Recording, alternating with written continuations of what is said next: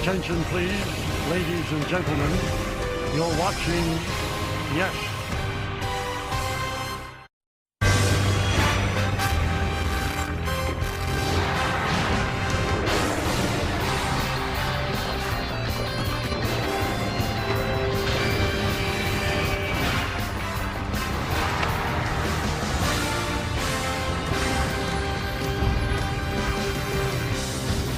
Another overcast, gloomy, rainy day here in Chicago, but no worries. It is time for baseball as the Yes Network presents the Hyundai Sunday Game of the Week. It's the Yankees against the Cubs in the rubber game of a 3-game set from Wrigley Field in Chicago.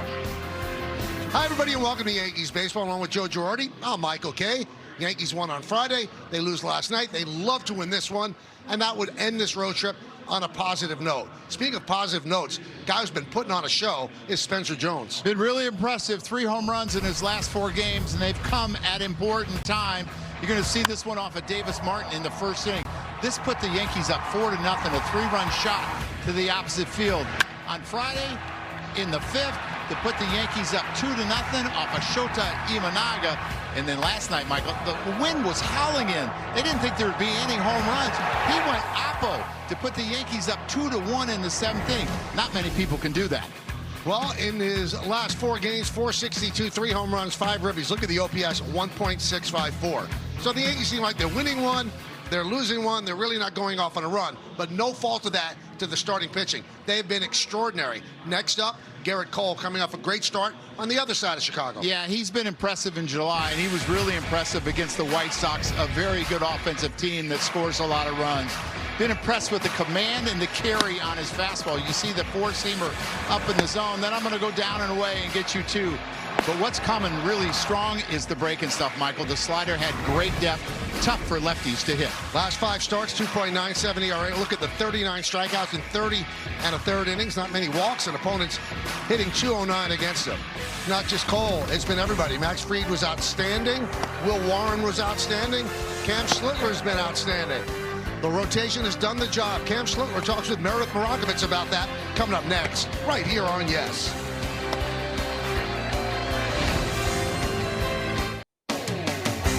Welcome back to Wrigley Field for Yankees baseball on Yes. Series finale between the Yankees and Cubs set to get underway in just a little bit. Hey, everyone. I'm Meredith Marakovitz alongside Cam Schlittler. Cam, this rotation has been rolling as of late. Last turn through, you guys are pitched into a combined .57 ERA. What has allowed this group to thrive?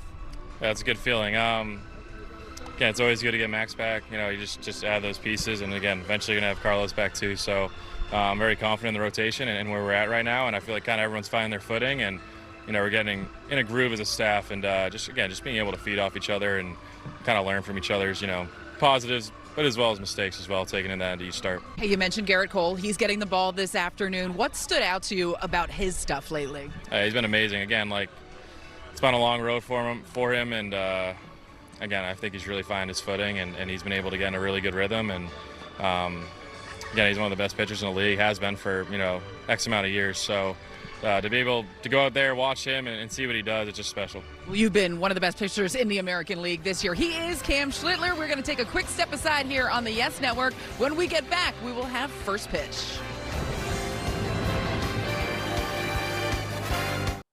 Here is the Sunday lineup, presented by HexClad.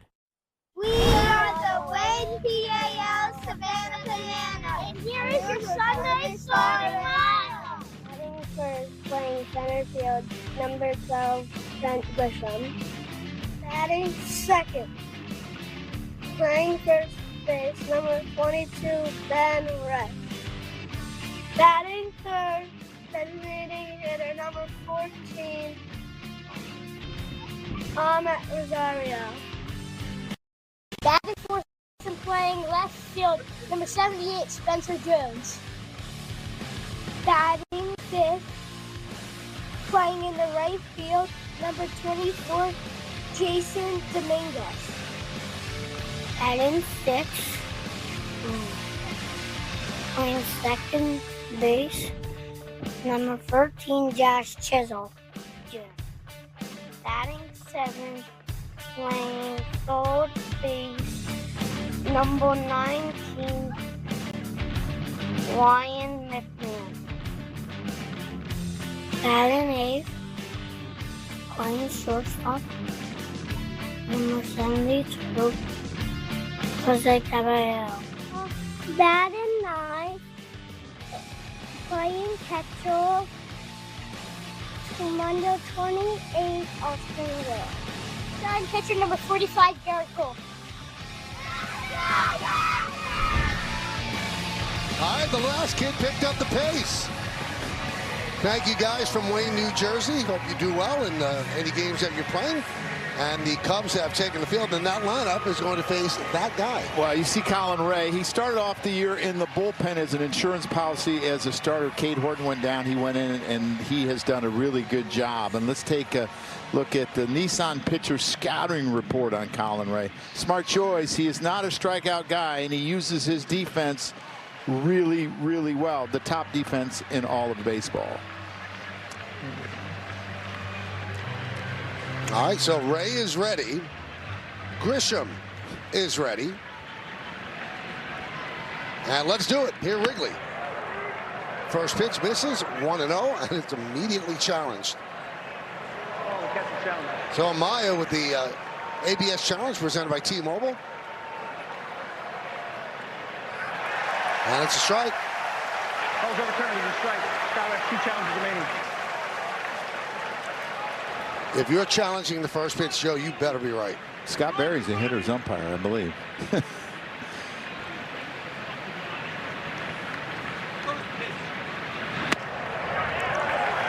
0-2.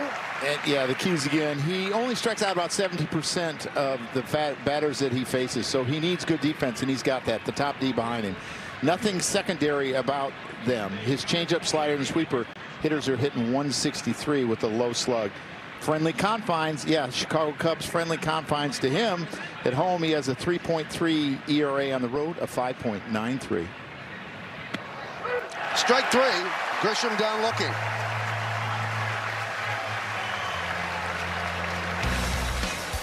Let's take a look at the Cubs defense, brought to you by your local Tri-State Genesis retailers. And Joe told you it's an outstanding defense. And our Car Shield defensive player profile belongs to Dansby Swanson. And Dansby, plus 73 outs above average since 2022. Only Andres Jimenez is better at plus 74. Rice fouls it off. He didn't start yesterday's game. Came in as a pinch hitter. But he's back in the starting lineup today. Well, it's been somewhat of a rough road trip for the left-handers about getting at bats at times. On this road trip, 10 games, they've seen 7 left-handed starters.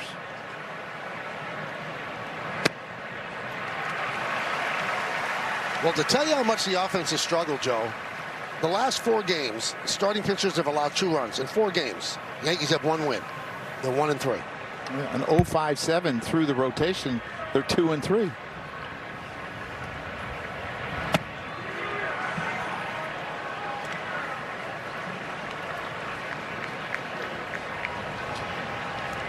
One and 2 on Rice.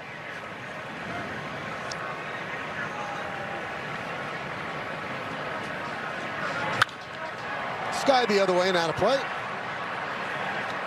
Home plate umpire Scott Barry. The umpire scouting report brought to you by your local Kia dealers. Hitter friendly, as Joe said. 62 pitches challenged, 27 overturned. He calls fewer low strikes, fewer inside strikes. He's been around a while. This is his 2nd decade.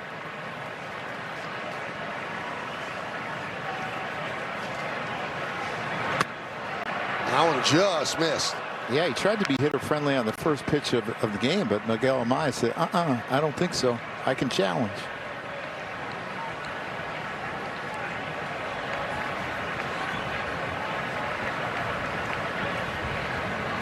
The 2-2. Strike 3. Rice down looking.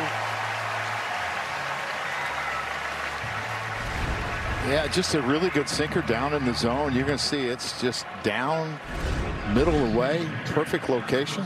I mean, the Yankees have not had a lot of success off of Colin Ray. Coming into the game, they were only 18 for 43, which is a batting average of 186.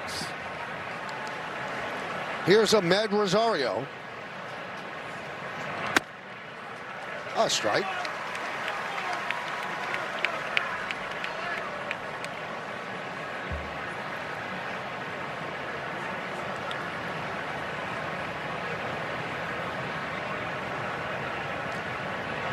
You know, when you look up and down the lineup, what the Yankees have done on what is now a 10-game road trip, Grisham's 3 for 29.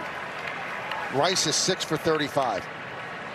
Dominguez is 8 for 37. Chisholm 4 for 23. McMahon 1 for 13. Caballero 5 for 25. Wells 1 for 11. Okay, to win games that way.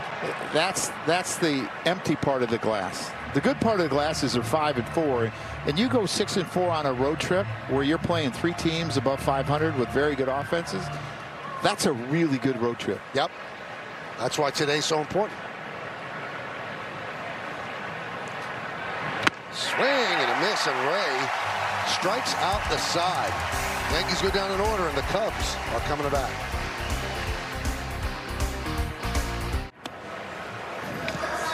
Well, the Yankees go down 1-2-3, 3 strikeouts against Colin Ray. Now it's going to be Garrett Cole on mound facing this Cubs lineup. Pete Crow Armstrong in center. Seiya Suzuki is the right fielder batting second. First base is Michael Busch. Cleaning up third baseman Alex Bregman. He's been hot of late. Ian Happ at left. Nico Horner had a home run yesterday. He'll play second about 6. The DH is Pedro Ramirez. Dansby Swanson at short. And Miguel Amaya will catch about 9. Good numbers for Garrett Cole. He's really started to pitch in the month of July with an ERA under 3. Love the strikeouts per innings, and he's not walking people. The command is there. So let's check on the Nissan Pitcher Scouting Report on Garrett. More depth. Better shape of his breaking balls. He's had more depth and less sweep on his curveball and his slider, and they've become more effective. Windy City, yeah, this is the Windy City, but the last 5 starts, his 4-seamer hitters are hitting 164 with a 43% K rate. A lot of swings and misses. And he likes this place. His career ERA at Wrigley Field is 2.05 in 9 starts and has not given up a home run in 57 innings. And I'm knocking on wood. 1-1.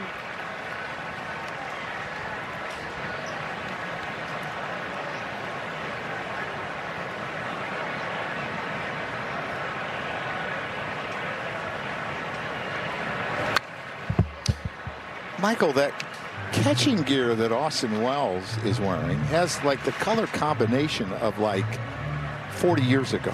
It is an homage to Thurman Munson. And on this date, Thurman Munson died in a plane crash in Canton, Ohio. That was in 1979. So it's a nice gesture by Austin Wells.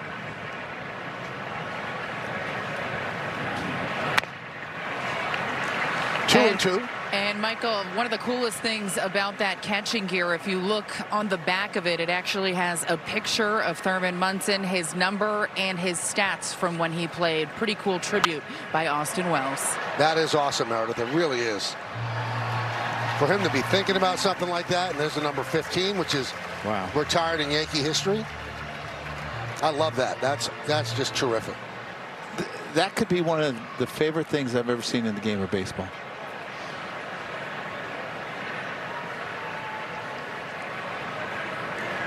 Two.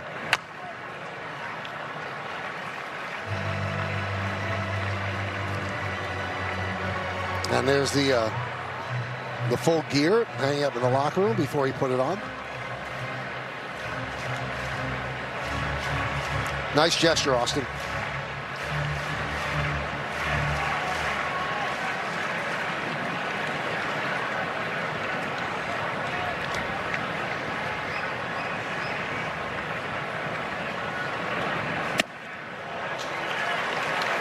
Count full. Yankee captain from 76 through 79. First captain since Gehrig. Won the MVP in 76. Rookie of the year in 70. Captain of those 77, 78 championship teams.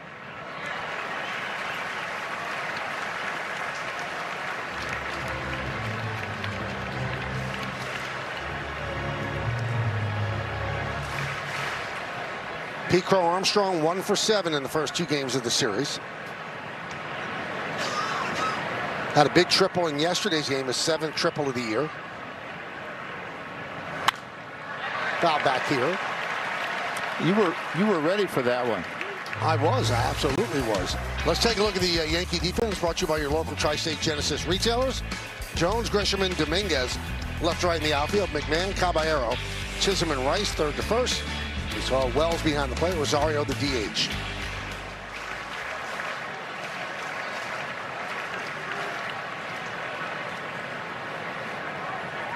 And the righty deals. Strike 3, and Pete Crow Armstrong is going to challenge. Calls a strike, batter's challenging. ABS challenge by T-Mobile. And he gets it right.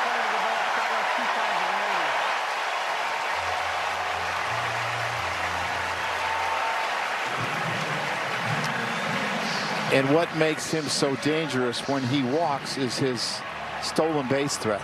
And when you look at his numbers this year, he's 26 for 33, but in his career, he has been successful over 80% of the time. Walks turn into doubles.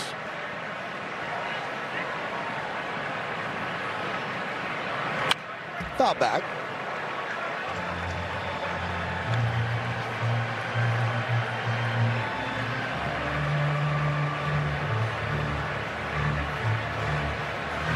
Lights are on here at Wrigley. The sun just a rumor at this point.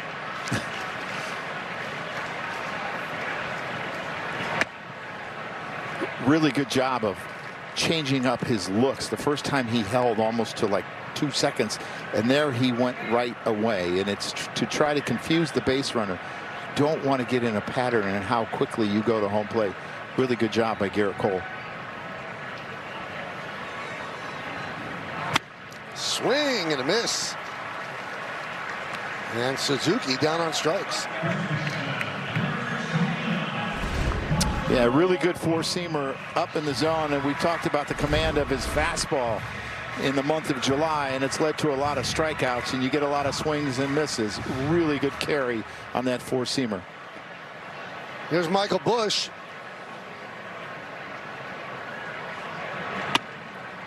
And a strike.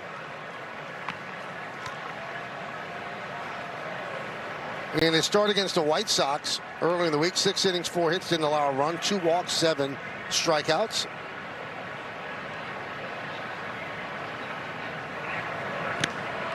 And he caught a fly ball pop-up. Yep. And called pass interference.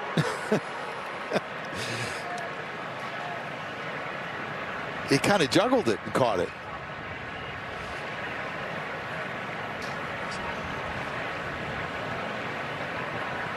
And Michael, I actually spoke to Garrett Cole after that game about that adventurous pop-up that he caught. Kind of had a smile on his face when he was talking about it. The catcher actually stepped on his foot, and Garrett told me he thought he was going down. Luckily, he was able to keep his balance and keep the ball in his glove, but he said touch and go there for a little while. Yeah, most pitchers don't want to have anything to do with those pop-ups. And most shouldn't have anything to do with them. Sorry, Coney.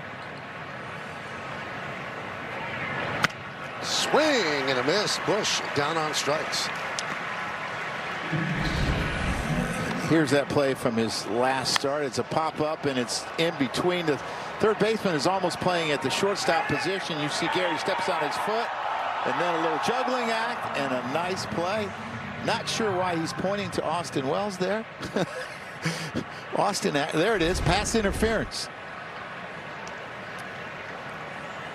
There's Bregman. Check the swing, 1-0.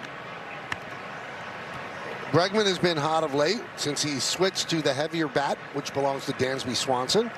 Since that switch, he's hitting .500, 12 for 24.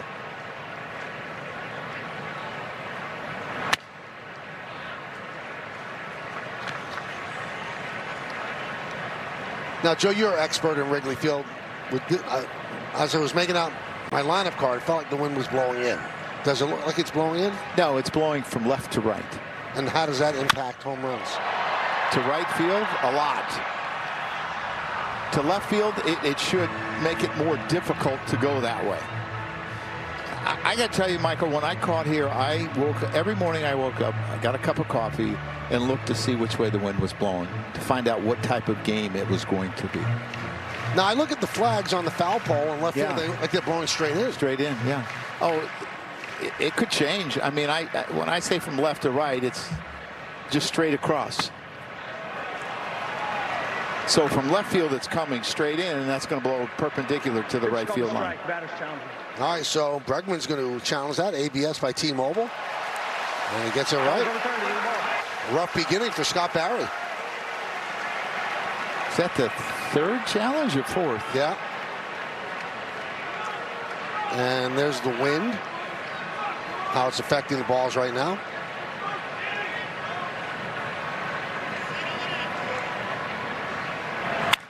Grounded sharply to McMahon. Sets. Fires. And that'll do it.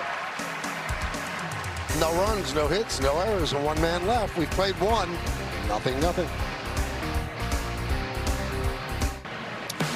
Spencer Jones leads off, and we tell you to play FanDuel's Daily Dingle for free every day for a chance at a profit boost if your selected player hits a home run. Here are the featured home run odds for today's players. Spencer Jones plus 750. Jason Dominguez on deck plus 850. Well, Spencer's been reaching the seats, 3 home runs in his last 4 games. And you wonder, Joe, we know the trade deadline is tomorrow, 6 p.m. Eastern.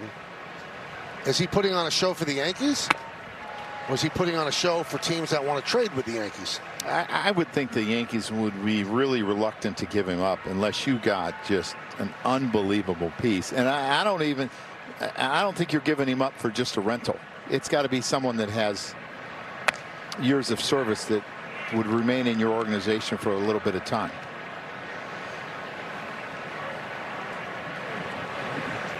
And Michael, this time of year can bring some uncertainty to players. But in speaking of Spencer Jones the other day, he said he is not worrying about any of it. It's going to work itself out. He said, this is out of my control. I need to focus on what I can control, and that's playing baseball when he's in the batter's box, when he's in the field. The outside rumors and maybe hearing his name at times, he said, well, that's happened in the past, and I know what's going to happen is going to happen. So he's dialed in today, not worried about whether or not he will be here in the future. And Aaron Boone said before the game he does not sense that his team is distracted or worried about trades. He said, honestly, I don't feel that. Yankees did make a deal yesterday. Camilo Doval ends up getting traded to the Pirates. 2 minor league players.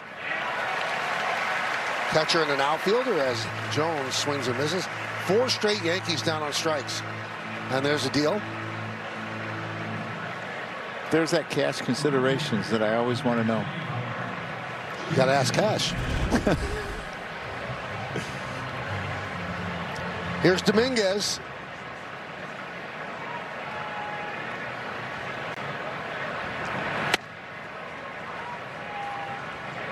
Dominguez had some trouble with Pete Crow Armstrong's base hit down the right field line yesterday. He turned it into a triple.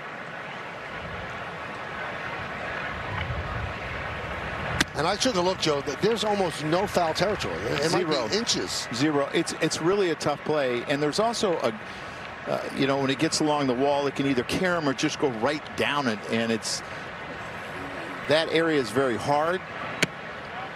It becomes very fast, and it's really hard for outfielders. If you have not played here a lot, to understand what's going to happen there. You see it carry him off the bricks, not the padding, and that's why it goes so far to our left.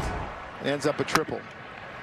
And he was given that as an out when he was being questioned about it. He said, no, I've got to make that play. I don't care if it's, new for me here. I've got to be able to make that play.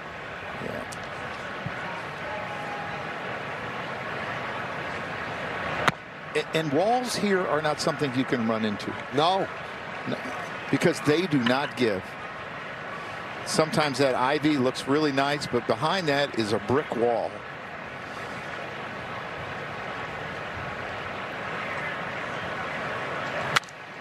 Foul back.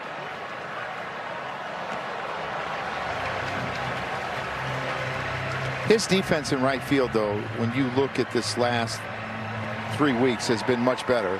And the reason I say that, people haven't talked about it. When you talk about it, it's usually either going great or bad. 5 straight Yankees have struck out. Friday night, they struck out 5 times through the lineup. Just an excellent sinker away here. Last night, they struck out 5 times the first time through the lineup. They've already struck out 5 times today, and they're not even through it. Hard to score runs when you do that. Here's Jazz Chisholm. He was 0 for 4 last night with 3 strikeouts.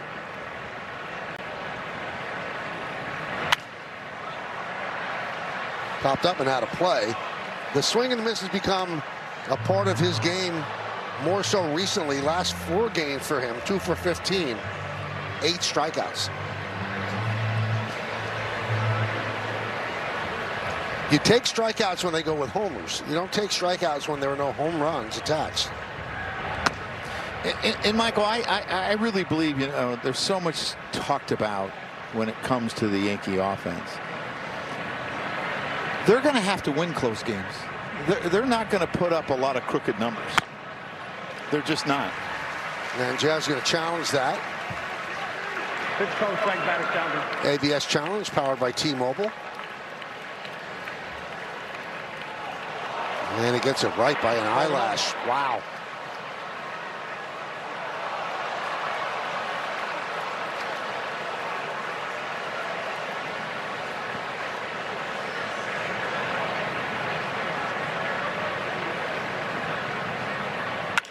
Hit sharply right at Horner. Stays a bad hop. And the Yankees go down in order, but they finally put a ball in play. We go to the bottom of the second.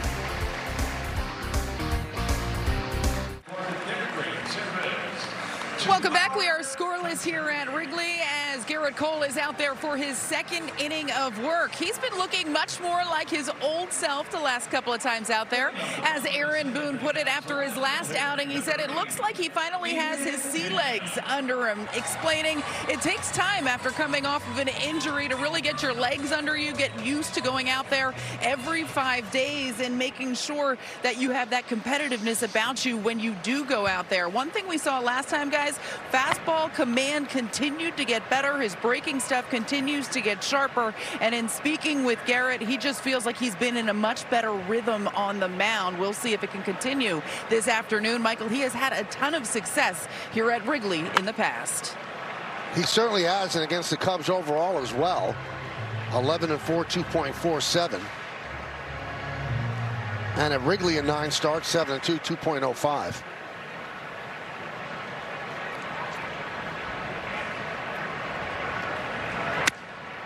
And here's the interesting thing for me when you come back from Tommy John. A lot of time the last thing to come is the control. He had velocity. I didn't think he had the crisp breaking ball. But trying to pitch when your stuff isn't exactly the way it was before and trying to figure out how to get through a game. And now, to me, his stuff is much more like it was before he got hurt. And this becomes normal for him. Okay, this is what I do in this situation.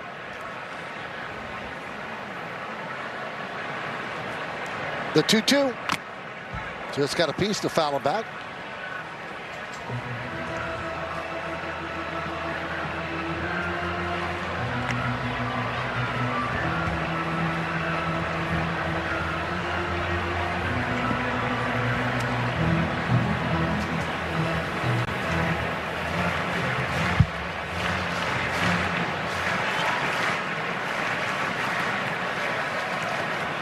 Two. Still 2-2. Cubs have won 6 of 9, but they're still looking up at the Milwaukee Brewers. They are 6.5 games behind Milwaukee.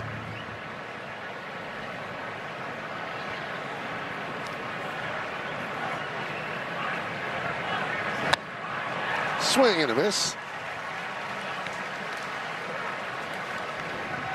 Check out the Coors Banquet Start Your Legacy. This one's on Garrett Cole. Tells you what he's done against the Cubs. 22 walks and 130 strikeouts. And he gives you about 6.5 innings per start. There's Nico Horner. Horner with a home run yesterday. As Joe said, with the wind blowing in, didn't think there'd be home runs, but there were.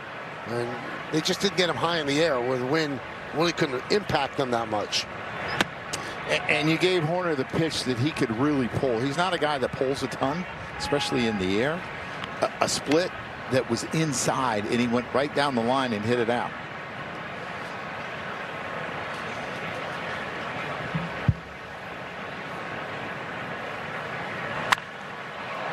High fly ball, shallow left field.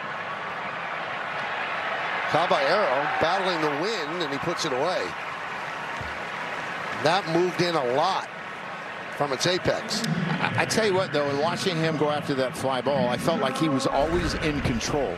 And he kept his feet moving, and he just kept following the baseball. And you see McMahon go out, and he's, oh, I'm not quite sure if he's going to get this. And do I need to help him? And he just really a good job of understanding the wind and keeping your eye on the baseball. There's Pedro Ramirez.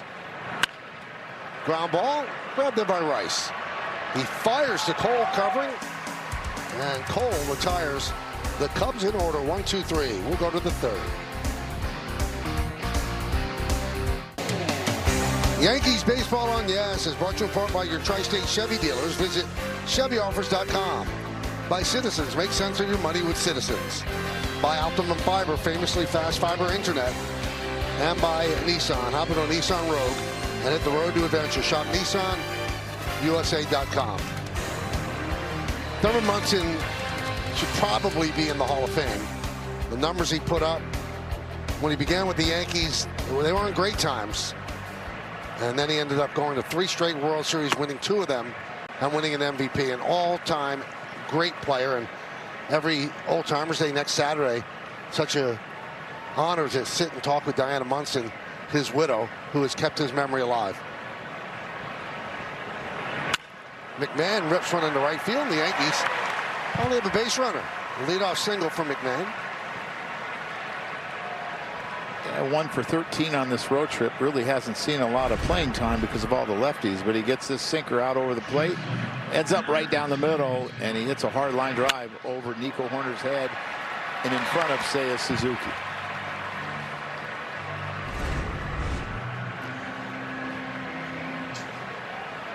So here's Caballero.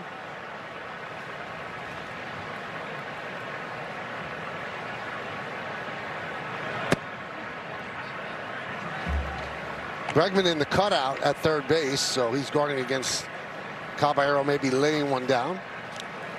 This is not something that the Yankees or even in baseball happens a whole lot. But a hit and run with the right combination off of Colin Ray is not a bad idea, just because he throws so many strikes and he doesn't get a ton of swing and miss. Driven deep to left center field. On the run, PCA. Looking up. See ya. A long home run for Caballero. And it is 2-0 Yanks.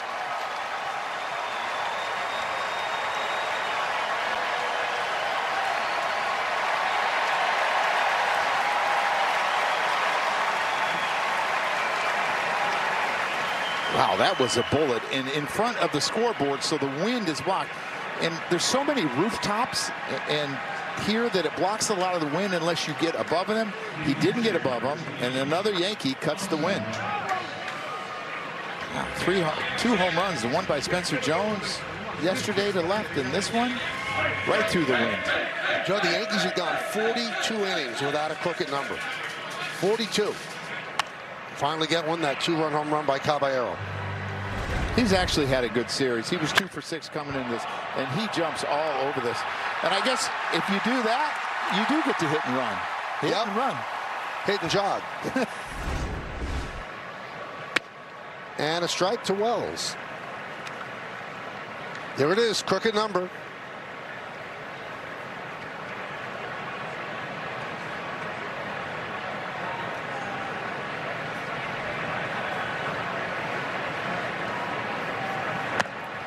And if I'm not mistaken, that last crooked number came in the first on Wednesday when Spencer Jones hit that home run. Mm-hmm. Yeah, they totaled 4 that inning. His was a 3-run shot. Yankees are 5-4 on this road trip, and things are tightening up in the East. They're 4 games back in the loss column by Tampa Bay, and they're just 2 games up in the loss column to the Red Sox, who are 22-3 in their last 25 games.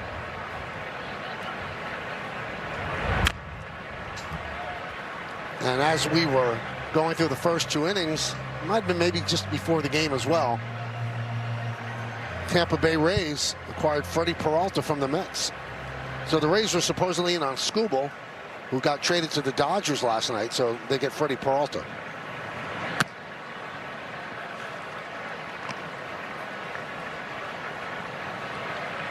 Two and two on Wells.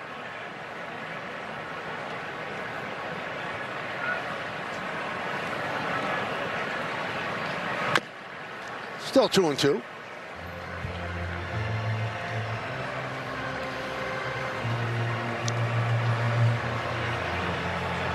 Now he's got a little bit of Munson with the Fu Manchu, because when Thurman played for the Yankees, George Steinbrenner did not allow beards, but he kind of let Thurman get away with that. There was no hair below the lips, but Thurman was allowed. Would you say it's hard to keep up with Wells' fashion statement with his facial hair? He does change a lot. Yeah. But I think there's a purpose behind this one. After we saw the catcher's gear he's sporting.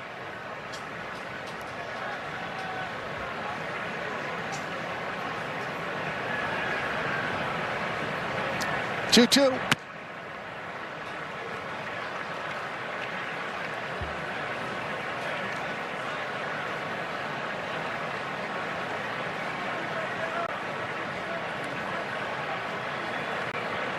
Three-two. And Wells works a walk. So Ray running into his first problem, single, home run, walk, and back to the top of the order.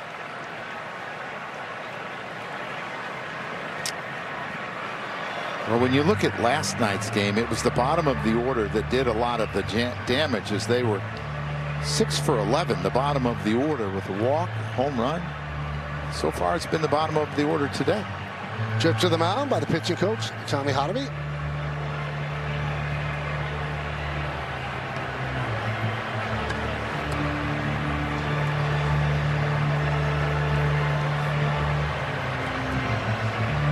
So you look at the difference in this team since Aaron Judge went down, Joe.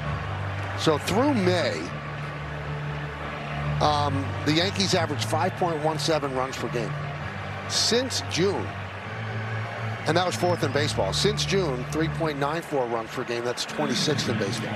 And I know it's just one man, but it's an important guy. Yeah. And if you remember, the first 2 weeks when he was hurt, they were actually scoring more runs. Yeah.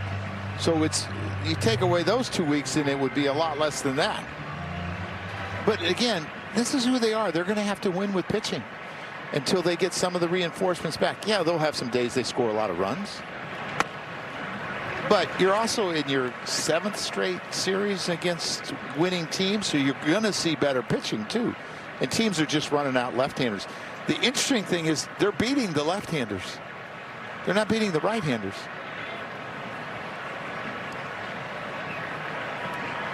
Oh, 1. 1-1. Let's get a really crooked number. Like 8. Really crazy crooked. Yeah.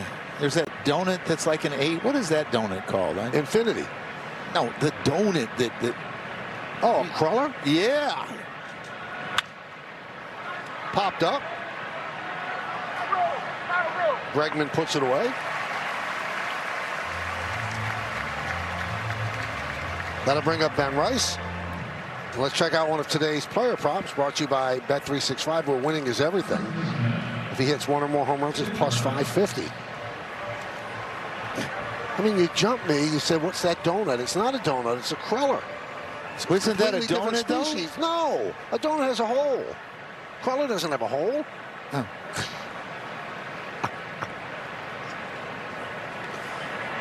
So then why is it in a donut shop? They have bagels in a donut shop, too. Well, that has a hole, so why isn't that not a donut?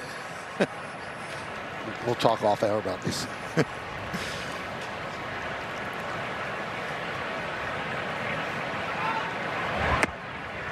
And there's a strike. Austin Wells thought about going there. He just didn't quite trust it. Ray not paying a lot of attention to him.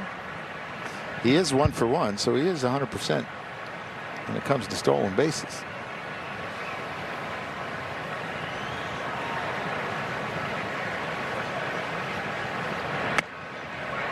Ah, strike.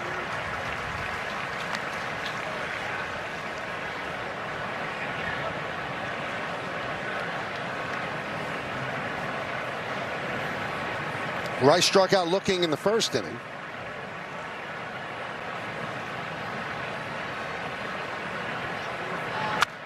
Third baseman Bregman is playing where a shortstop would play. Not quite halfway, though. About 3/4.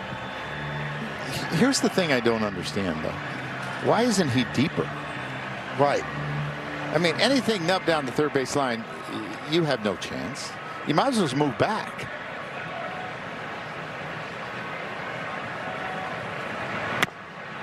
Boy, they are really trying to stay away from Ben Rice in these first 2 at-bats today.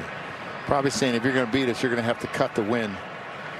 Go through that teeth of that wind to left field. We're not letting you pull this baseball.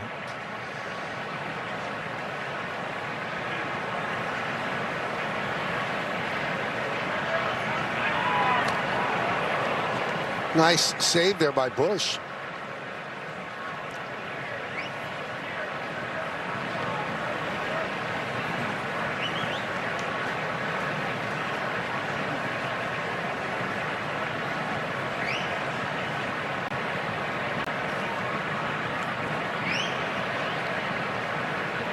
And he steps off.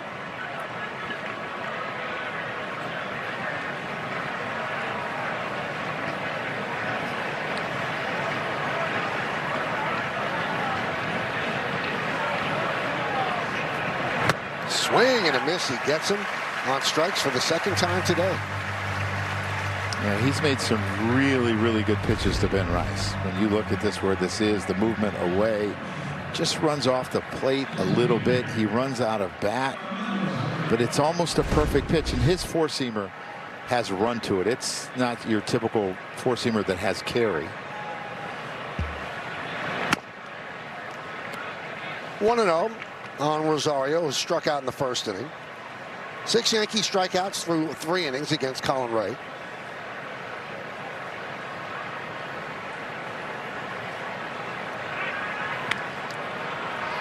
He's really worried about Austin Wells. Yeah, it's a little odd. Again, 1 stolen base.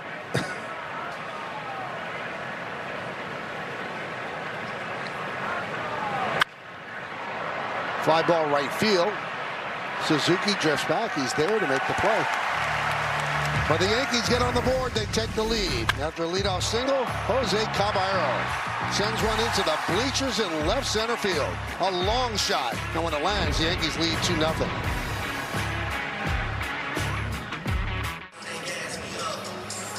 Welcome back. Yankees lead the Cubs 2-0 as we head to the bottom of the third. This was Garrett Cole as he was coming off the mound in the second inning, finding his family in the stands. Right there, you'll see him throw the ball to his kids, both Caden and Everett, and his wife Amy giving the ball to Everett. Now, Michael, you made the comment after his last start that you noticed that the boys were wearing their road grays, and you wondered if that was a coincidence. Well, nothing is a coincidence, according to Garrett Cole. He said they know exactly what they're doing. They are locked in. They are ready to go. They know that you wear the road grays on the road. And, Michael, they're just 6 and 3 years old. Well, you know, they do come from Garrett Cole, who's pretty locked in and dots his I's and crosses his T's quite a bit. Yeah, and I don't think he would ever make a mistake in a jersey. And we've got Caden on the left there and little Everett on the right. How great is that? Just have your son sitting right there, your wife. And now your sons are so into it. Yes. And Michael, he said it was just absolutely brutal being away from the field as he was rehabbing from Tommy John surgery all of last year. He said the one thing that kind of saved him was the fact that he was able to hang out with those 2 boys. He was able to play baseball with them and see them grow a little bit. He said that kind of kept him grounded throughout the entire process. I'm sure there was a lot of left-handed pitching from him. Because I'm sure he followed the protocol to the letter.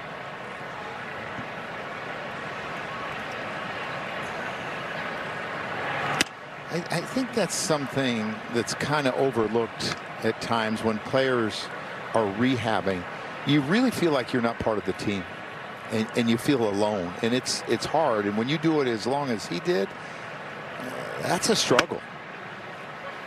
It does give you a little window on what it will be like when, you know, the run is over. Oh, yes. But However, you're so used to seeing your teammates, and then when you never get to see them because you're down in Florida or wherever you're at rehabbing, it's really difficult. And you don't go on road trips and hang with the guys. It's an adjustment.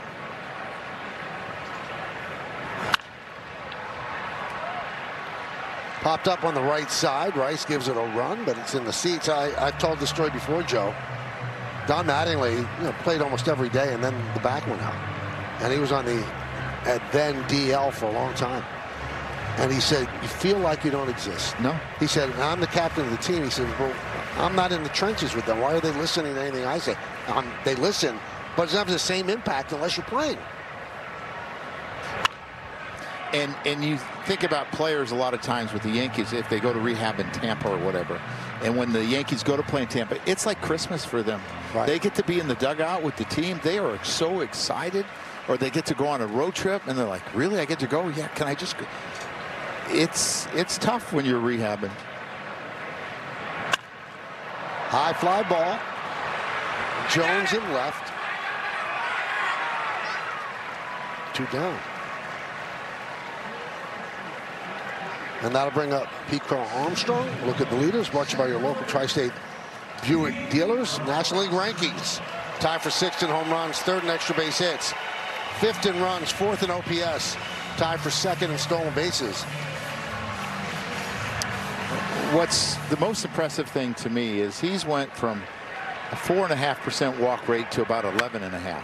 And he's went from swinging at the first pitch over 50% to about 38, 39, and league average is 30. But this guy swung at the first pitch all the time. Right. And you think about the long at bats that Garrett Cole has had so far in this day. PCA and Alex Bregman. Those have been the long at bats. I don't know if I've ever seen a hitter make such a transformation from being the most aggressive guy to being somewhat patient.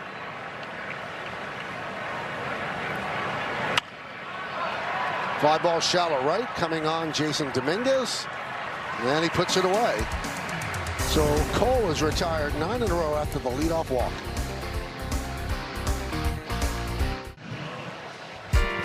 The ultimate goal of an MLB fan, well, seeing it all. The MLB Journey to 30 sweepstakes presented by T-Mobile. The ultimate bucket list. Enter now for your chance to win trips to all 30 ballparks. Yes, all 30. Go to MLB.com/journey to 30 sweeps. Spencer Jones jumps on the first pitch. It's bobbled on the outfield grass by Horner, and Jones will reach on the E4. That is a rarity. And when you look at Nico Horner, a couple gold gloves, that is only his 4th error of the year.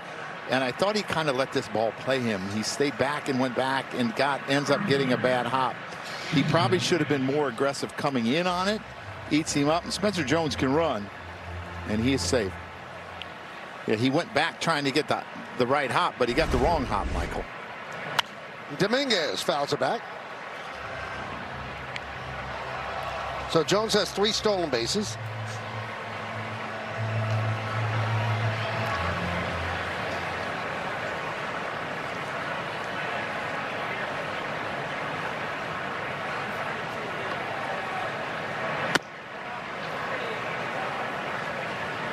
One.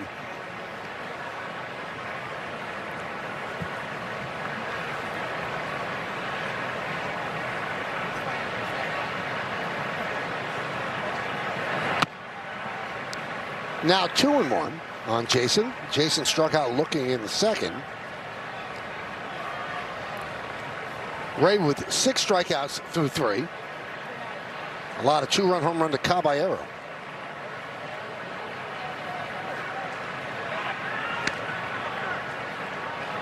You know, when you talk to the people around the Yankees, they believe that the fastest player on the team is Spencer Jones, followed by Dominguez and then Jez. And you? He's pretty fast. All 3 of them. To me, it looks like Jason Dominguez, when he's running, because there's so much movement, he seems faster. But then you have to consider that Spencer's 6'7", so he's chewing up a lot of yardage every time he takes a step.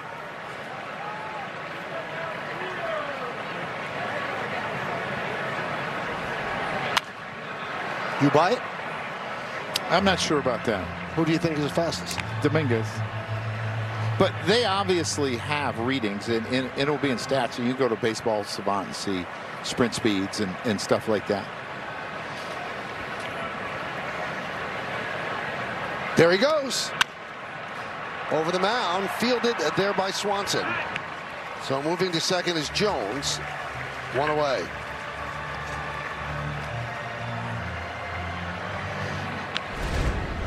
Yeah, a little changeup that he gets out in front of, and Jones is running. And I don't think they're going to get a double play anyway in that situation, because I think Swanson has to come and get it.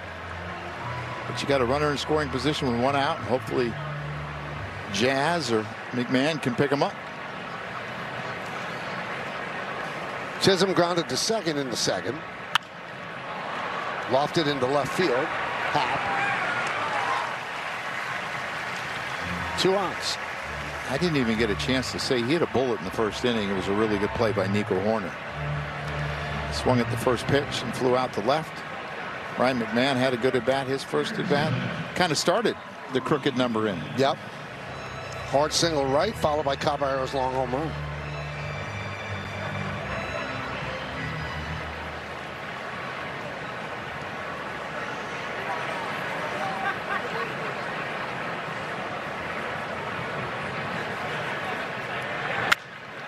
High fly ball. Left field. Happ will make the play. And Ray picks up Horner as we go to the bottom of the fourth. Joe, it's time for the defender dynamic performer. Well, this has been the starting rotation. This time through, take the last 5 starts. These guys have a .57 ERA. You see Max Fried, that breaking ball there. You see Garrett Cole with the 4-seamer. I mean, these guys have been brilliant, and they continue to shine as Cole is going through it again today. Suzuki lines one foul. Yeah, Suzuki, you want to stay away from him, and you want to use breaking balls away from him. He is really, really good. I mean, you can go back to the last 6 games, .52. I mean, that is unbelievable.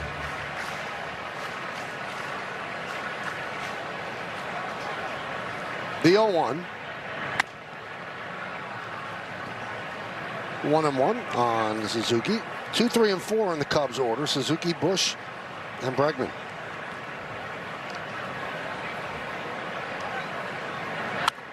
Foul back to the screen.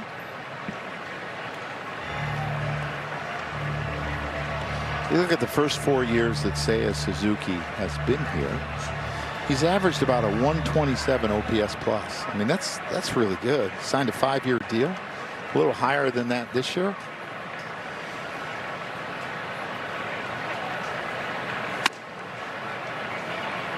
And he was a guy that could be really, really streaky, to where he was the best hitter in baseball, and then you were like, is he ever going to get a hit again? And he has really gotten better at not being streaky.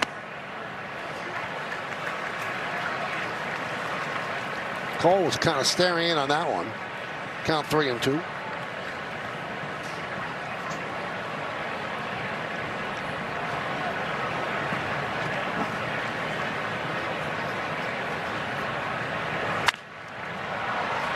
High pop-up, shallow right. Dominguez toward the line, but it takes it into the seats, the wind does. And that's the one thing that you still see from a pitcher and a catcher. They will still fight for strikes even though they don't challenge. It'll be a look. They'll hold it a little bit longer, trying to get the umpire to call that pitch, because teams can't challenge every pitch. They just don't. So players are still working the umpires all the time.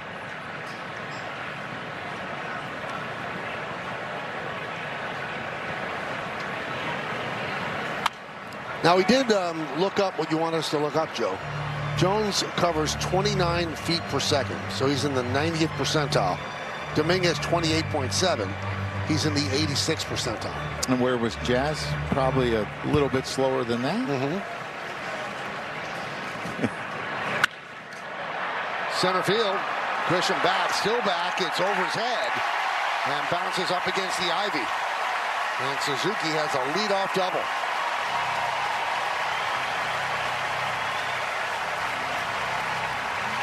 When you keep the ball low at Wrigley Field when the wind's blowing in, it doesn't really have much of an effect on the baseball.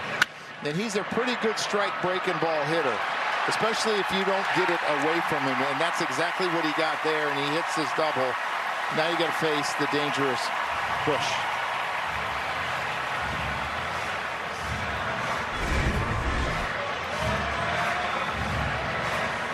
So Bush struck out in the first inning.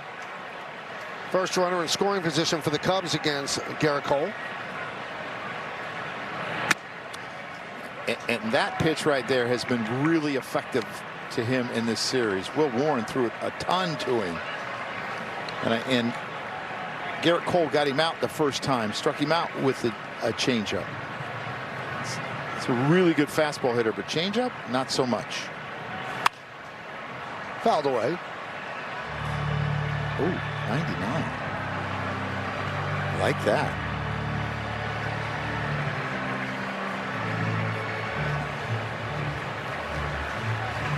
Oh, 2 on Bush.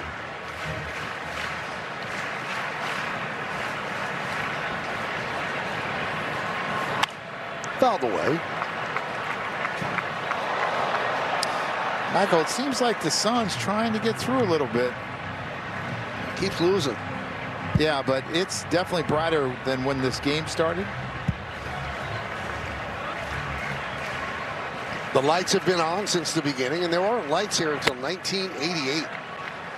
First night game was going to be August 8th of 1988, but it got rained out after 3.5 innings, so they did it the next night. And we had a series opening day game on a Friday, and that's a local ordinance. It says no Friday night games except the postseason. And Yankees won that game on Friday. 1-2. Right field, giving chases Dominguez, got the plate on a hop. Suzuki rounds third, he's coming home, he'll score.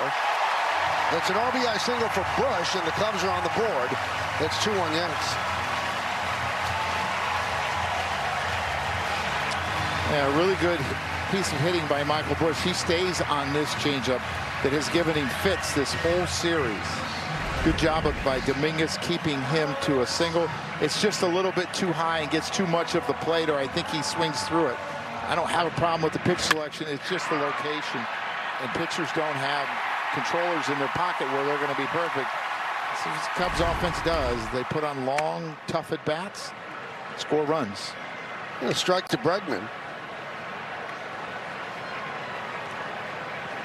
So Bush just has 2 stolen bases. Second hit of the series, 2 for 10.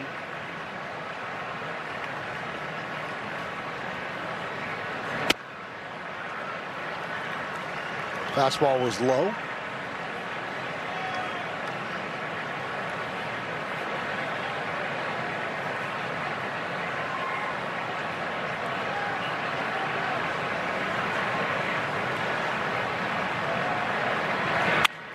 Grounded to third, McMahon. There's 1, and there's 2.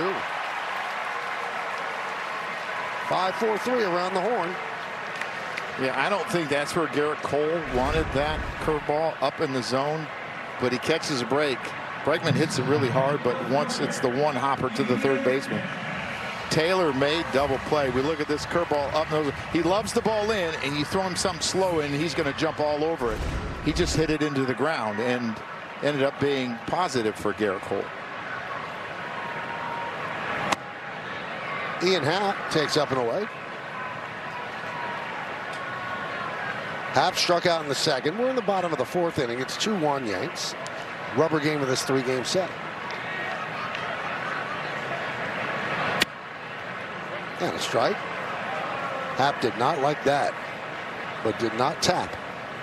And again, that's just a hitter trying to influence the umpire a little bit, because you're not going to tap every time.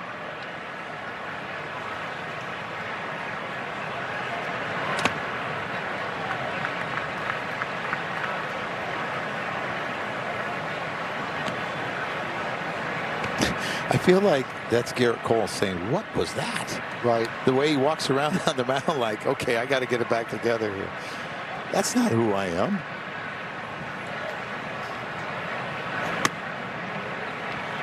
Three and one.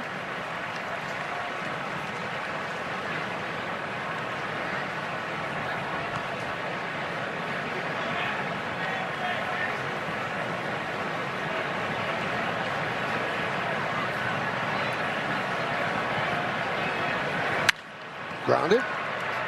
Jazz. And that'll do it. But the Cubs get on the board. A double and a single. Gets a run. We played 4. It's 2-1 Yanks. Caballero leads off the 5th inning, but we take a look at the Optimum Fiber famously fast replay. 2-run homer off of Colin Ray in the 3rd inning by Jose Caballero. Man, did that get out of here in a hurry, Michael. His 11th home run of the year. 40 ribbies. And he fouls it back.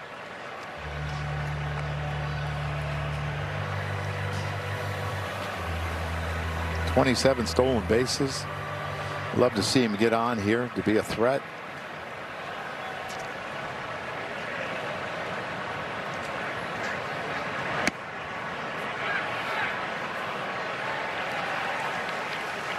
They say he went around 0-2.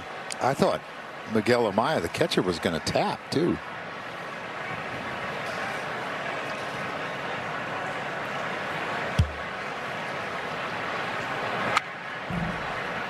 Still 0-2. Caballero, Wells, and Grisham here in the 5th. Another tight game, 2-1 Yanks.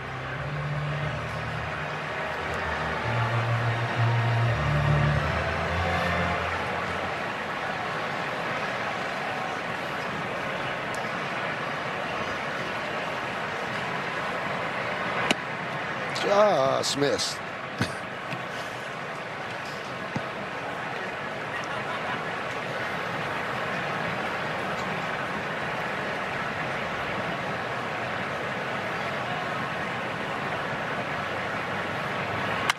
Fouled away. Yeah, he was trying to throw that two-seamer away and run it back over the outside corner. Got too much of the plate there. You could see he has to nibble with his fastball because when he makes mistakes, people hit it hard. Just got a piece.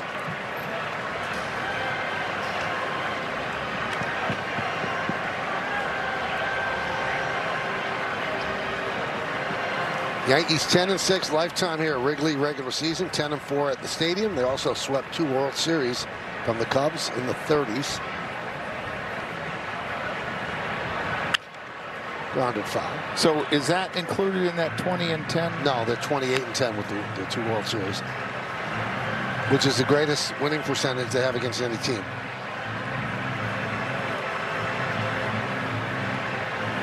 And it took 6 years after the advent of interleague play for the Yankees and the Cubs to play.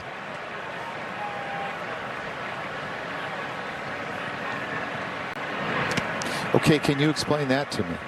Yeah, I don't think they had a rhyme or reason to it. I'm not quite sure why it worked out that way. Because didn't every 3rd year you play a different division? You're supposed to, yeah.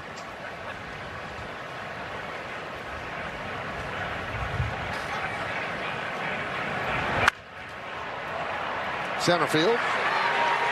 Bo Armstrong makes the play. Take a look at today's injury report brought to you by Montefiore Einstein, the official hospital of the New York Yankees. Giancarlo Stanton expected to hit live tomorrow and Tuesday at the stadium. Carlos Rodon expected to throw live. The session will be tomorrow at the stadium, so Stanton will face him. And Stanton will also face Clark Schmidt. He's going to throw live at the stadium on Tuesday. Okay, I got the answer to my question. Okay. The first 5 years, interleague was only within the division, East versus East. Oh. I don't remember that. High fly ball, right center. Lynn took it, so Pete Crow Armstrong called, but it blew right to Suzuki. 2 away. Yeah, PCA was taking control and taking charge of that ball, and it just kept drifting towards right field, and he finally just said, "Say it, you take it." But I do like for Giancarlo Stanton, he's going to get to see a left-hander and a right-hander in consecutive days in the live BP. That's really good.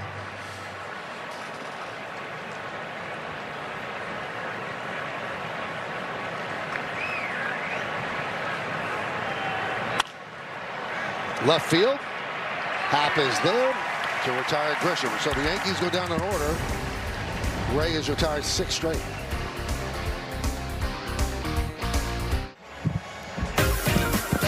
It's time for Pinstripe Pride, brought to you by Toyota, the official hybrid vehicles of the Yankees. Today's picture is of Hannibal and Tiana, who enjoyed a great night at the stadium a few weeks ago. Use the hashtag Toyota Pinstripe Pride. I mentioned yes in pictures you post to social media to reflect your love for the Bronx Bombers. We might spotlight you in a future game. We start the bottom of the 5th inning. Horner takes outside, 1-0. Yankees lead 2-1.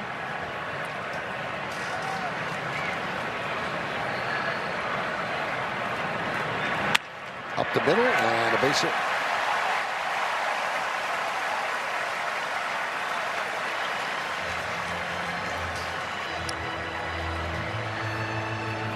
Had the big home run last night. See the single up the middle here. Really good at putting the ball in play. Does not strike out. Hits a lot of line drives.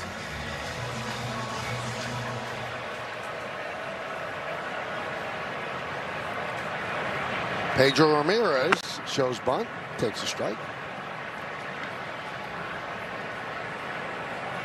He has been a guy that has been mentioned in a lot of trades for the Cubs. Switch hitter that hits for a high average from both sides, plays second or third, can run. Lined into center field, coming on is Grisham. He makes the play. And they're going to try to get the double play, but the ball gets away from Rice, backing up as Wells.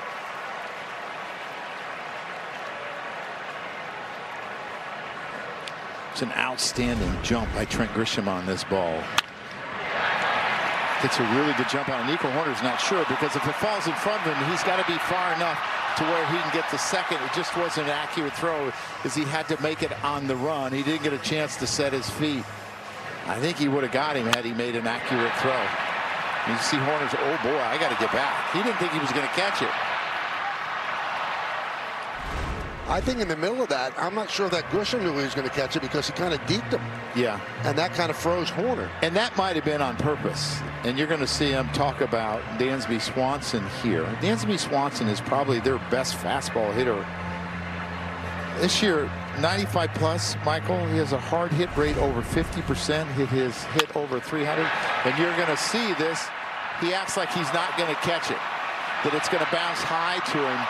And that deked Nico Horner enough to where it gave him a chance to get him.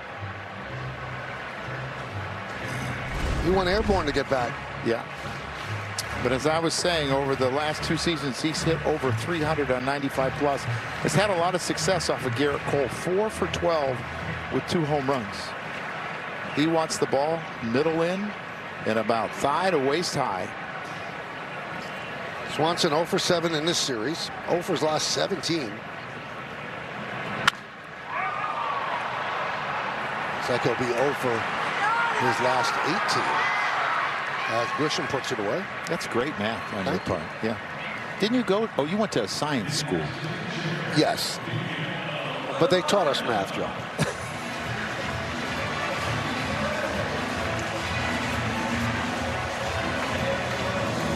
Now, Joe, I'm noticing that you're down in some Cracker Jacks, and you've got about minus 5% body fat. Yeah, well, Cracker Jacks brings back a lot of fond memories. Runner goes, no throw. 17 stolen base for Horner. Yeah, 17 for 20. He's a great base runner too. But my Cracker Jack. So we grew up in Illinois. My mom grew up on a farm, had 8 brothers. The farmhouse was still there. Uncle Joe and Auntie Mary's lived there. Whenever we go out to the farm, Uncle Joe always had Cracker Jacks for us. And I'll never forget it. He always had the box. Right. And ate it all the time. So every time we come to Wrigley Field, they have it in the press lunchroom. And I get it every time I'm here. Just remember Uncle Joe. Remember Uncle Joe. Were you named after Uncle Joe? Yes. He was the oldest brother. He was the second child of 15. Wow. Annie Mary was the oldest, and my mom was the baby.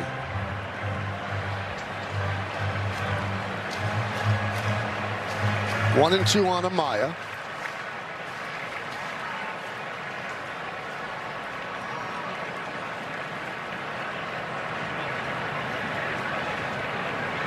Swing and a miss. Amaya down on strikes. Joe will get back to the Cracker Jacks, and we'll get back for the 6th. Bob Lorenz with your Audi update. Battle of division leaders, White Sox and Rays, and top of the 6th with 2 on. Everson Pereira hits one over the head of Simpson, and one hops the wall. Peters and Medroth score. It's a 2-run double as the White Sox extend their lead over the Rays 5-0. They're in the 7th. They're looking to make it 2 or 3 over the Rays over the weekend, guys. Thank you, Bob. We go around the majors. Freddie Peralta goes to the Rays from the Mets for 3 prospects. Lane Thomas, the Braves got him in a trade with the Royals. Luis Castillo, acquired by the White Sox in a 4-player trade. Now, the trade deadline is tomorrow at 6 p.m. Eastern. Throughout the day, we have trade deadline updates on Yes. Michael, why was it moved back to August 3rd? I don't really know the answer to that. Maybe they wanted it on Monday. They didn't want it to fall. What would it be on It fell on Friday. Well, today's the 6th. No, today's the 2nd. Today's the 2nd. Yeah, it would have been, yeah. So did they not want to work on the weekend, or? Don't know. I wish I had an answer for you.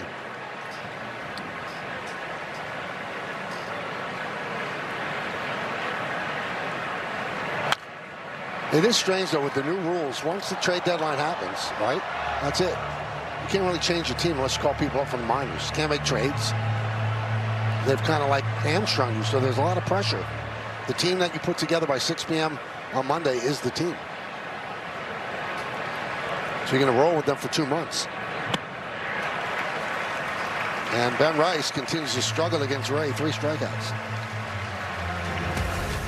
Watch Yes's 1-hour trade deadline special on Yankees Lineup, presented by CarShield, tomorrow at 5, leading up to the deadline at 6 p.m.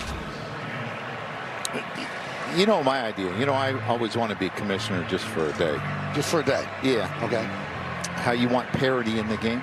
Right. I wish there was another trade deadline, August 31st. Why?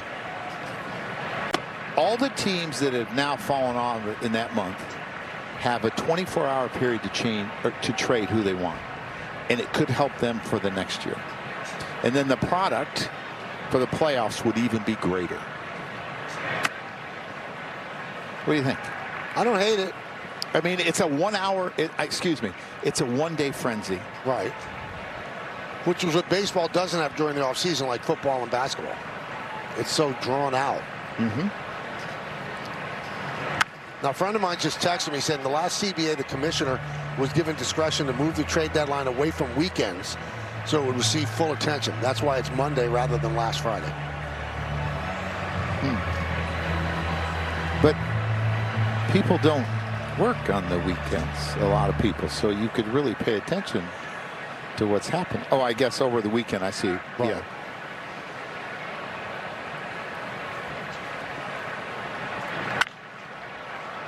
High fly ball, shallow right. Suzuki puts it away. You know, we talk about the defense with the Cubs. Suzuki used to be a sub-defender. Yes. And now he's turned himself into, he's +9 defensive run save. He's a really good player. And when you look at this Cubs team, their superstar is PCA. Then probably the biggest name after that is Bregman. But they don't have the one bopper that's huge in the middle of the order. They just have a lot of really good players that run well, play good defense. They're patient. They score runs. And they've been decimated by injuries to their rotation. But they've pitched well enough to be a real factor. And I would think they would try to really get an ace starter if they could. I don't know what's left, though. Well, the two pitchers with the Angels, if they're going to be moved, Soriano and Detmers.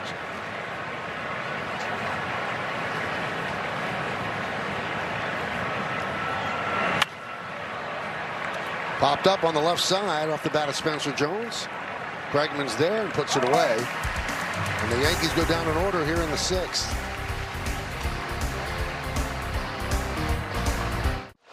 We go to the bottom of the 6th, and Mel, what do we call this? How about that? All right, Pete Crow Armstrong. His mother, Ashley Crow, is an actress best known for Little Big League and the TV series Heroes. His mother served as his personal catcher until around age 11. He struck her in the thigh with a 70-mile-an-hour pitch. No mom likes that. Loves hunting for unique fashion bargains at thrift stores and sale racks. How about that? So when you look at that 70 miles an hour at 11, I always look at the max velocity of a throw. Right. By an outfielder. He has one at 101 this year. So he could really hurt his mom. Yes, it was time. I love that he's shopping at thrift stores. Before opening day, signed a 6-year, $115 million contract. He could buy the thrift stores. Yeah. It says he likes unique outfits. I'd like to see some of them. See if I can pay attention to see what, like if there's ever anything online of what he's dressing in. Mm-hmm.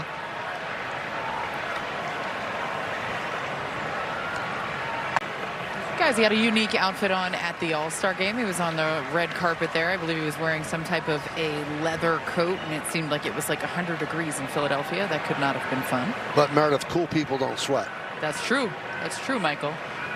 Wait, are you saying that you're not cool? No, I never sweat. Yeah. No, I do. I sweat thinking. I was going to say, your nose is growing in the booth here. I sweat thinking. But how lucky have we been in this week in Chicago? We've had rain. Right. But after the hard rain on Monday, the humidity kind of left there for a few days. It's been, I mean, it's 72 degrees here today. And the wind's blowing in our face. Not too bad. 3-2. What a beautiful, beautiful venue. Opened up in 1914, 2 years after Fenway. And the original home team was not the Cubs, Joe. It was the Chicago Whales of the Federal League.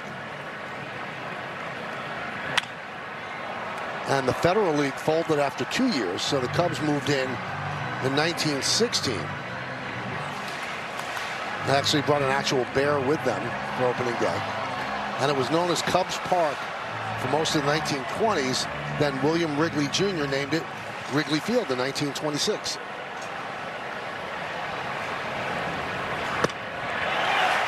And he works the wall. Come out to Yankee Stadium on Tuesday, August 11th, when the Yankees take on the Mariners. It's K-pop Demon Hunters Night. The first 18,000 guests in attendance receive a roomy Yankees bobblehead. Tickets going faster. Get yours today at Yankees.com. You know, it was interesting. He didn't run the first time in the first inning when he walked. I would think that at some point he will try to steal second here. Off a Cole, they're 3 for 4.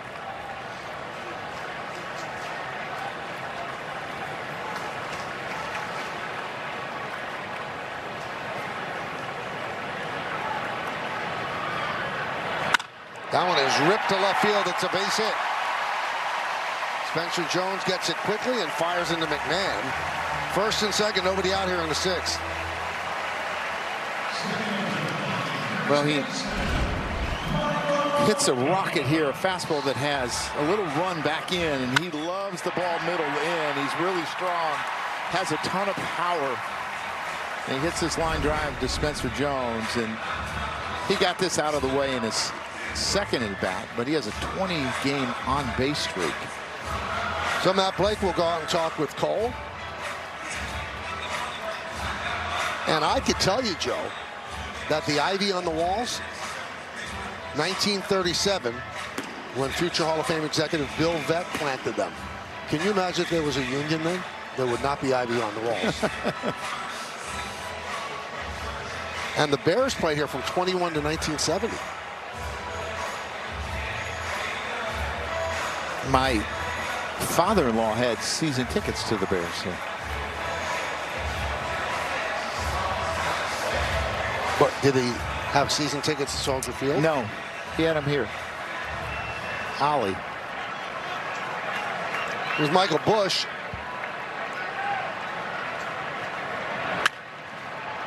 Grounded foul.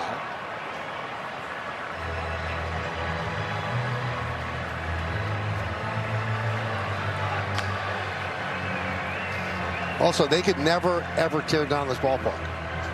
It's registered as a national landmark.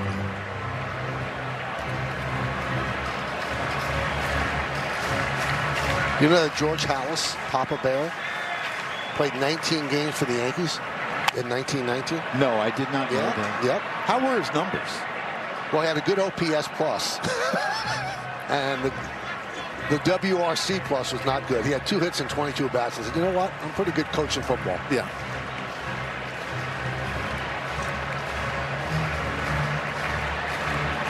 Oh, 0-2 on Bush.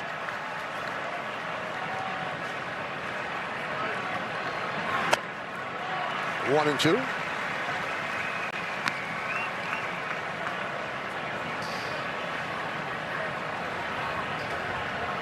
Bush drove in the only run for the Cubs, single in the 4th inning. 1 for 2. In the 6th inning, it's 2-1 Yanks.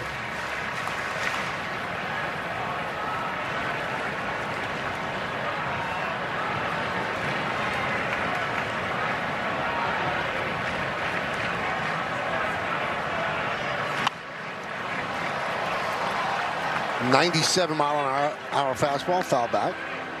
Cole's pushing up on 90, 86 pitches. Nobody out here in the 6th inning. Coming into this series, he was hitting 161 on changeups. And they've gotten him out with plenty of changeups, but his last at bat, he hit a changeup, and I think there's some hesitation on throwing him another changeup, trying to get him out.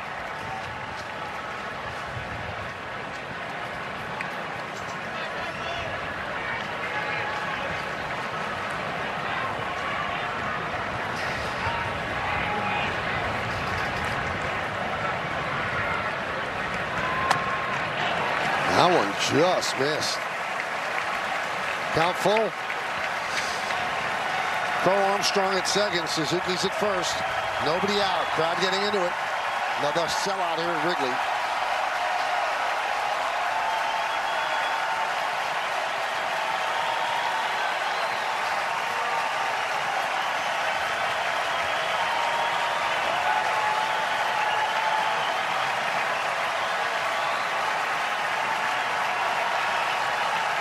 And the payoff. High fly ball. Right center. Dominguez will make the catch, tagging PCA.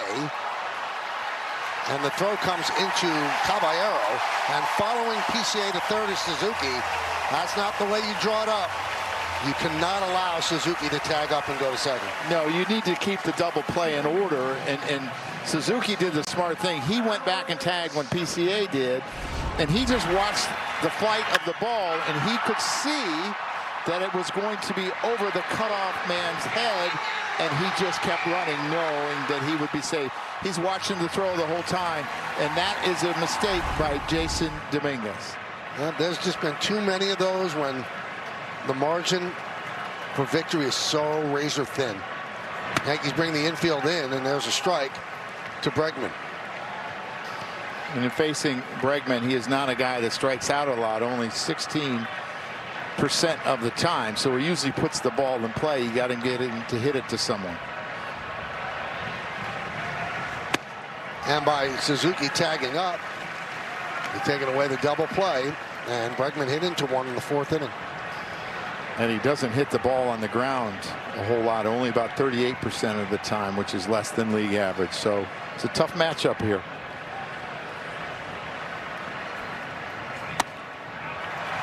Best arm in the outfield for the Yankees. Pitch coming, ball, catch a challenge. Well, Austin Wells going to challenge, ABS challenge, powered by T-Mobile. Call the ball. Change to a strike. Ooh. That's a great challenge.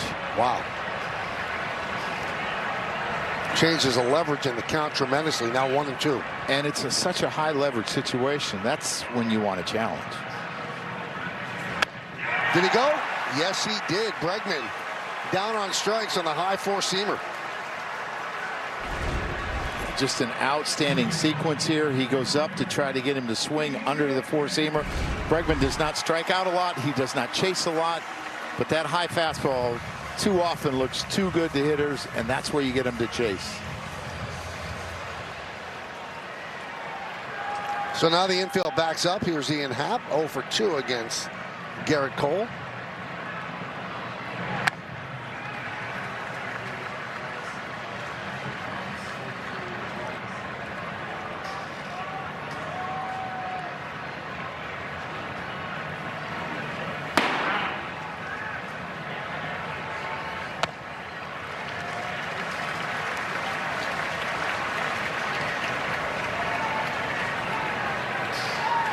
So 2-0 on Happ.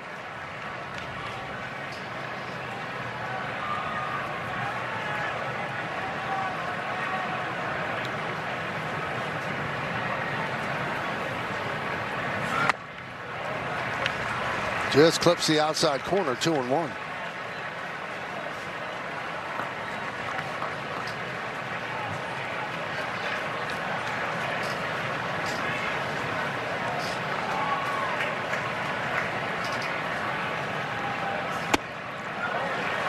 And he's going to challenge that. Pitcher's called the ball, catcher challenge. ABS powered by T-Mobile.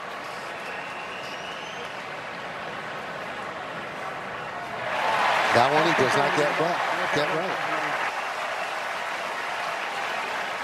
Missed it by a lot.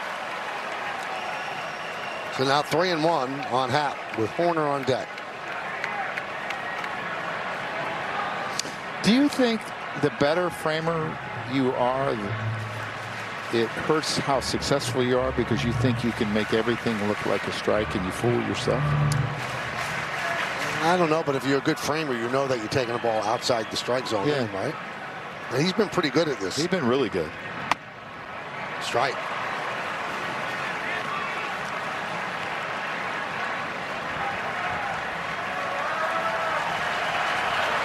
I would love for him to be able to two-seam front hip him, but it's not something he does a lot of.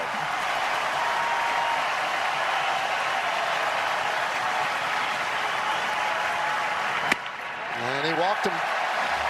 And that loads the bases for Horner.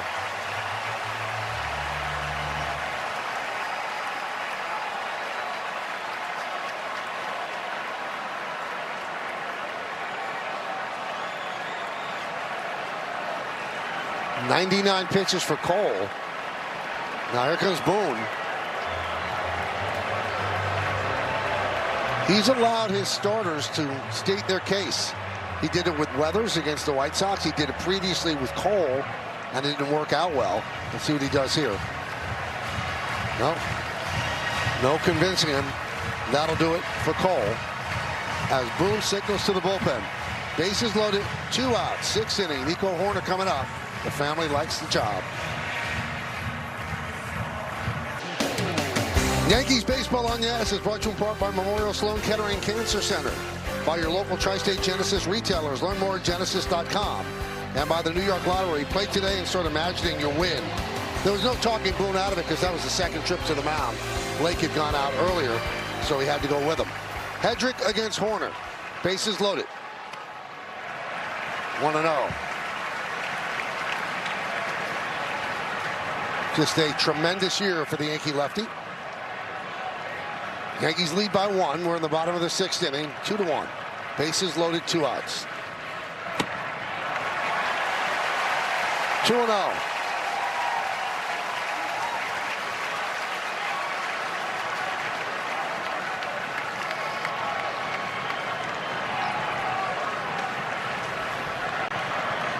Really big spot in this game. And that's going to be challenged. It counts 3-0, and Wells is going to challenge. ABS challenge by T-Mobile. There's a big challenge. And he gets it wrong. So the Yankees have exhausted their challenges this inning. The Cubs have both of theirs. Now it's 3-0. Strike. Yeah, and Horner's been really hot last 15 games, hitting .410. Previous 70s, hitting .202.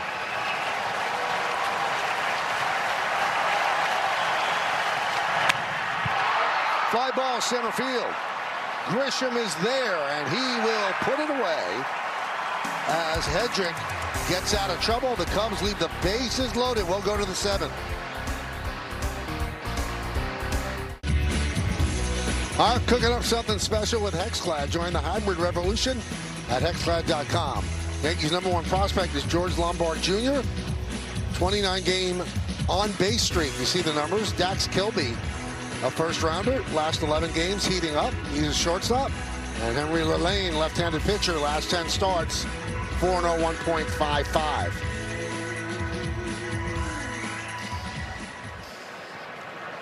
Jason Dominguez leads off the 7th inning. Takes pitch outside, 1-0.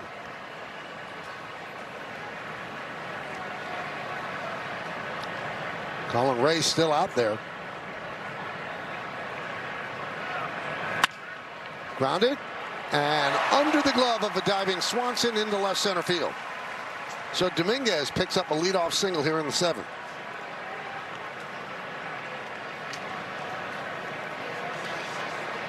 Cubs had Ryan Rollison, the left-hander, up in the bullpen. Bring him in twofold. You got a bunch of lefties coming up, and you can hold the base runner a little bit better. So Craig Counsell is going to go to the bullpen. Good outing by Colin Ray. So they'll go to the left-hander with Chisholm coming up. Yankees lead 2-1.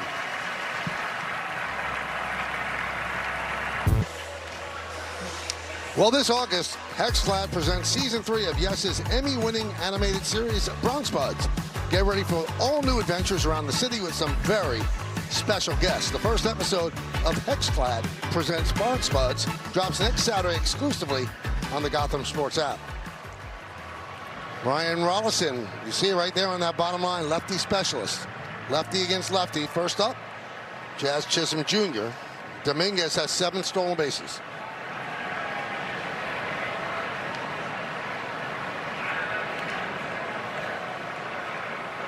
I would do everything I could to get him to throw over one more time as soon as I could, so you could possibly steal a base. Get a bigger lead and just get a one-way lead. And as soon as he starts his move, go right back to first base.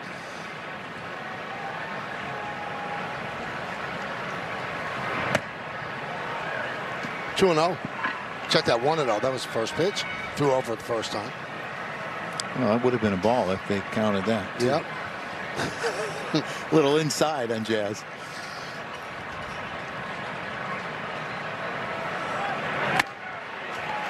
One. Told you the sun was coming out. Yep, you are correct. Finally some blue skies.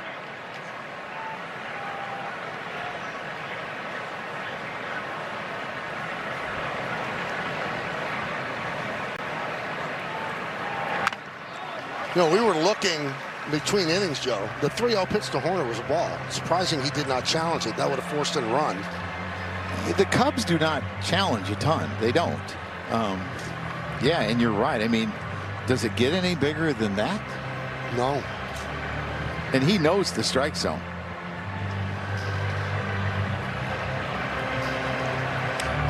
Rollison's got a really good curveball, and he's got a good slider as well. He's thrown Jazz nothing but fastballs up in the zone. I would think that he would get some kind of breaking ball here.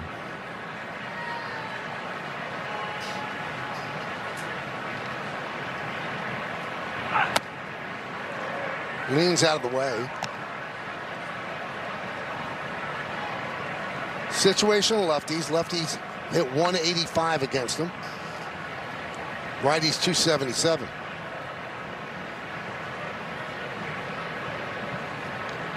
Two. 3-2 on Jazz.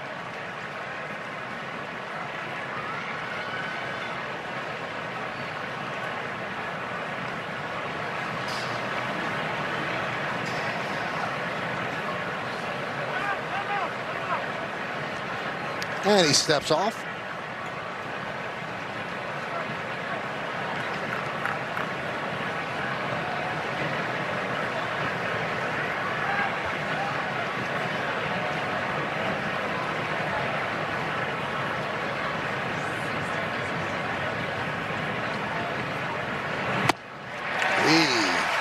Struck him out. It's time to name that Yankee. Brought to you by Prevagen, made for your brain. 88 and 92. 4.18 ERA. A lot of innings. Started with the White Sox, then the Cubs, then the Yanks. Finished with Seattle. Yankees in 1987.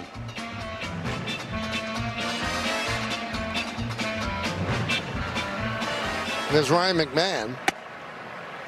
And a strike. You have that one? Yep. I do. Do you? No. Did you see that big crooked number? Mm-hmm. Yeah. That tells you if I got it or not.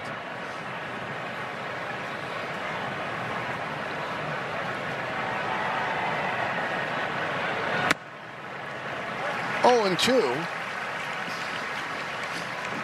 2. You know I'm a big NASCAR fan. Gene Monahan, longtime trainer, got me hooked on it. Mm-hmm. Kurt Busch is right next to us. He's going to sing the 7th inning stretch.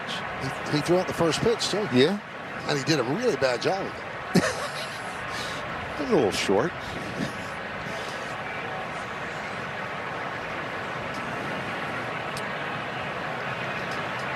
The 0-2. Fouled away.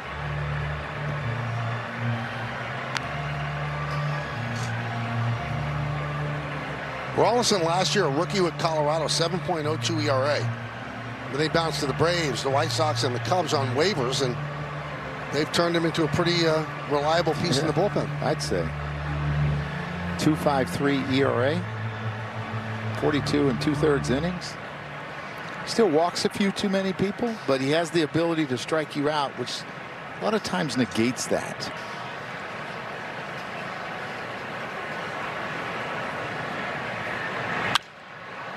Popped up. Bregman in foul territory near the seats and runs out of room. There is not much foul territory, especially on the third base side. This is not symmetrical because there's more foul territory on the first base side.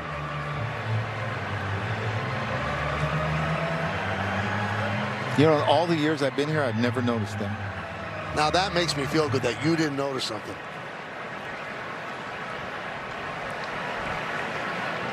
Maybe that's where the Bears end zone was.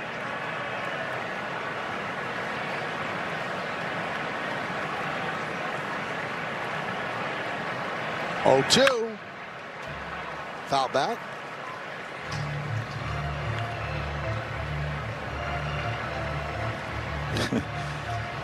I can remember my rookie year here, Michael, in 1989. The bullpens were actually in foul territory.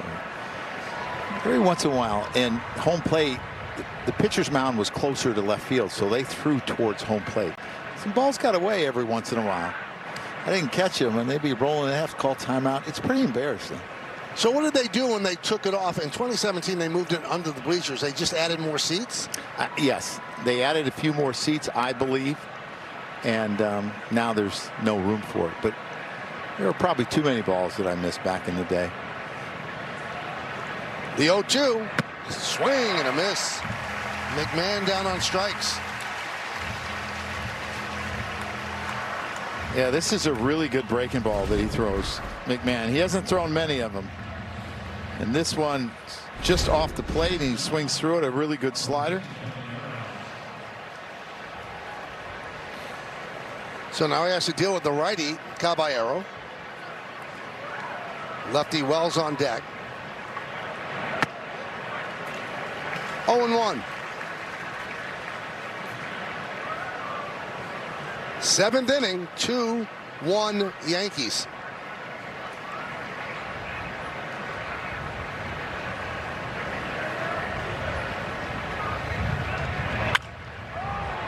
Left center field on the run, PCA. He's going to have to play it on a hop, as Dominguez will stop at second. Second hit for Caballero, first and second for the Yankees. And looks like they're going to call back Wells. And they're going to send up Goldschmidt. Like Goldschmidt, yeah.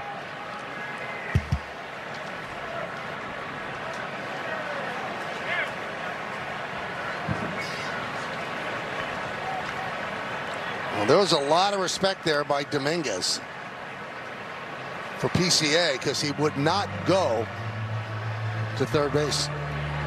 Check out the Allstate Good Hands replay. And this is you, Joe.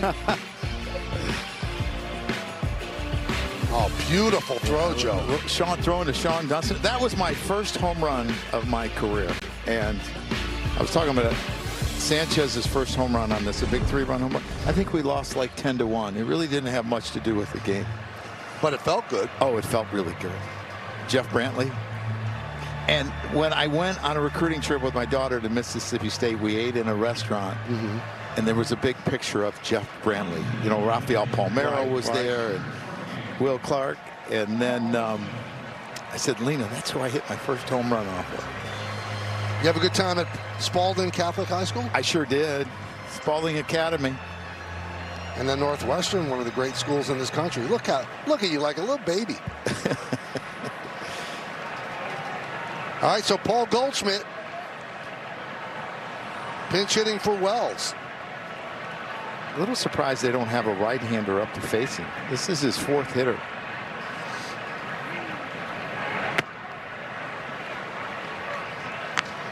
He came in with Dominguez on first, then struck out Chisholm and McMahon, gave up the single to Caballero, and now Goldschmidt pinch hitting for Wells. And if you're Rollison, you have an open base and Grisham on deck, so you don't have to pitch to him. Now Goldschmidt's been struggling of late. He's 0 for his last 14. And since June 26, 13 for 96, that's 135. In the middle of that was the 0 for 34. 1-1. Behind the plate, over the screen, into the seats. So the count 1-2. Well, he's got that big hole between first and second. And we've seen him shoot the ball there a number of times, but they've crowded him, trying to make him pull the baseball. Rollison steps off.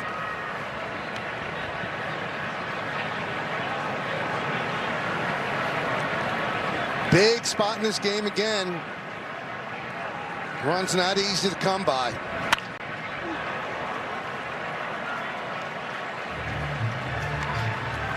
Boone's been taken to calling them points, and they are a little short on points of late. They have a 1-point lead, though. Yep.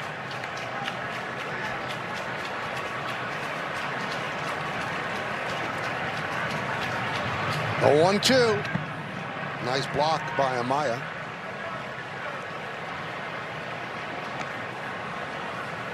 Yankees once again get a splendid start. One after the other. They keep rolling out zeros.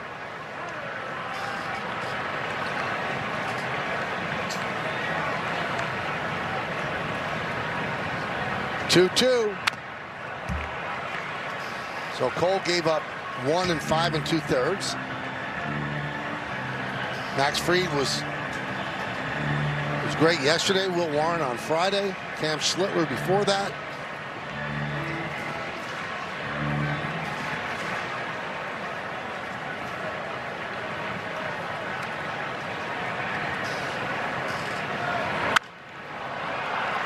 Fly ball center field. Crow Armstrong will put it away, and that'll do it. Yankees get 2 hits. They leave 2. Time for the stretch. Time for your Ford Studio update. Bob and Jack with you. And as the Yankees battle in another 1-run game, another strong starting pitching performance. Yeah, 1 out shy of 6 strong innings from Garrett Cole, Bob, and 3 important at-bats for him, all against Alex Bregman, all with runners on base. Probably none more important than in the 6th inning when he gets a swing and miss from Bregman, and an at-bat that was flipped by an overturned or challenged call. We're going to break all of that down coming up on the postgame. We'll hear from Cole, Boone, and more. See you then, fellas. Back to you. Thanks, Bob and Jack. Ford scoreboard 2-4-0, leading 1-4-1. Hedrick got the last out of the 6th. He's in there for the 7th. And Ramirez will take a strike. Bottom of the 7th inning. This is the rubber game of this 3-game set.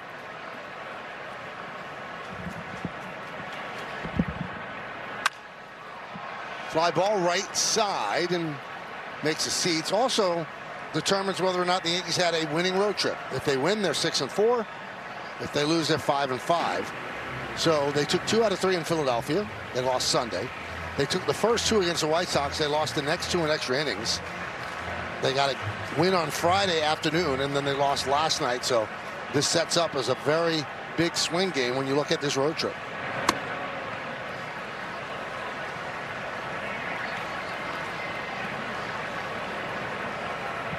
But you do carve out 10 games off the schedule, 10 road games. His command has not been as sharp today. He's thrown a lot.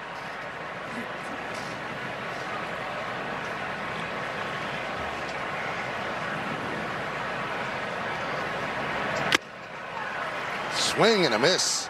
Ramirez down on strikes. Let's check out the Yankee bullpen budget brought to you by Citizens. Make sense of your money with Citizens. Got to use 4 last night. Cruz, Chavihi, Giovanni Cruz, and Brett Hedrick. In all likelihood, Fernando Cruz not pitching. And in all likelihood, Chavihi probably not pitching. Count 0-1 on Dansby Swanson.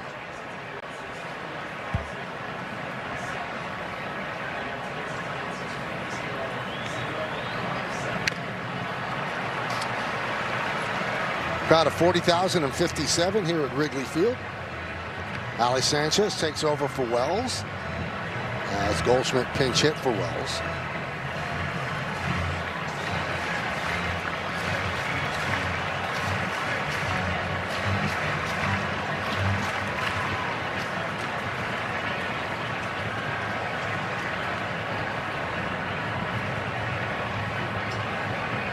And the pitch. 1-2.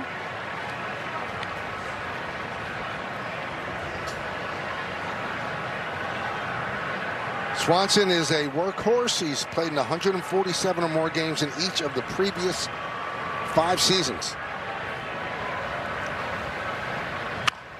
Lined and foul. I actually like the splitter better to him because it's going away from him, and he's always been a pull hitter, and he loves the ball middle in. So if you're going to throw him that slider, you better back foot him. Back foot him or back door. Don't throw it for a strike over the middle.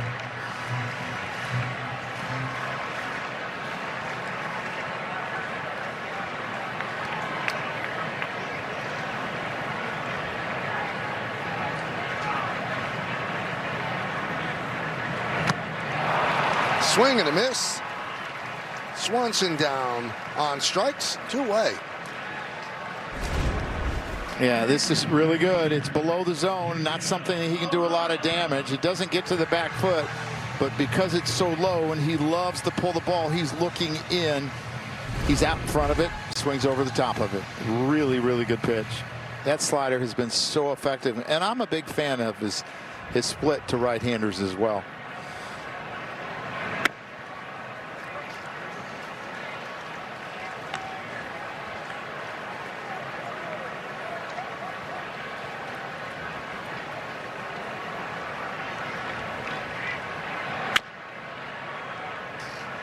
Two strikes.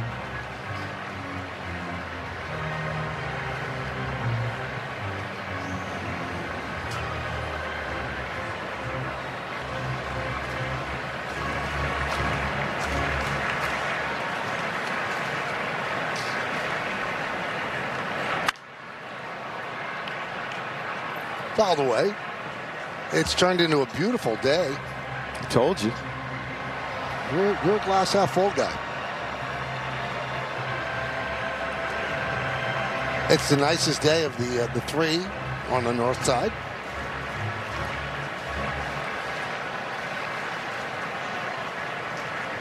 The 0-2. 1-2 on Amaya. We're in the bottom of the 7th inning. Yankees lead 2-1.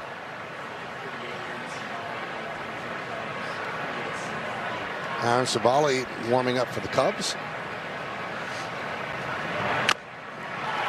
And how about that? Hedrick strikes out the side. And the Cubs go down in order 1, 2, 3. We go to the 8th. Nail biter. 2-1 Yanks.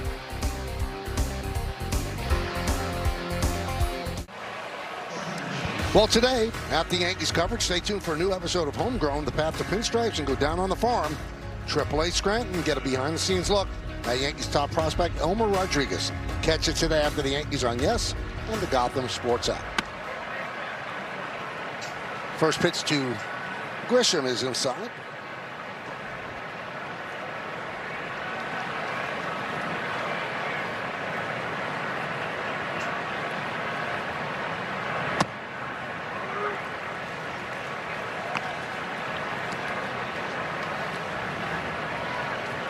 Grisham, Rice, and Rosario.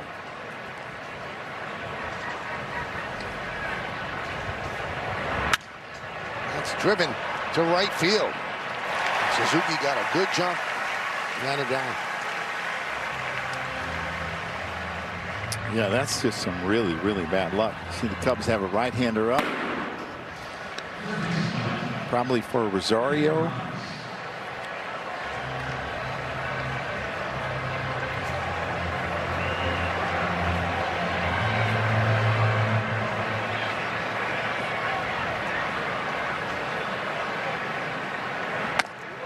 Rice takes up and in. Rice has struck out 3 times today.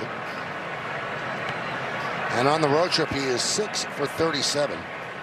All he sees is lefties. Yep. If it's not a left-handed starter, they bring in the left-handed reliever when he's up. And if you think about where it started, he's protected in the lineup by Judge or by Bellinger.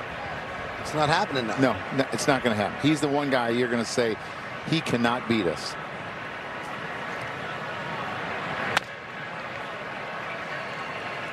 Three and 0.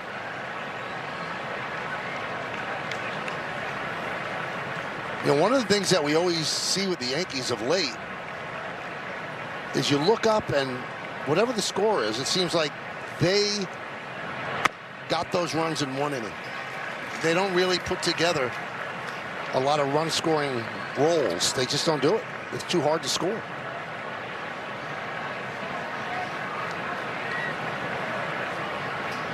Three 1. 3 and 2. Yeah, and I'm not so sure Ben Rice wouldn't have challenged that had the Yankees had some challenges left, but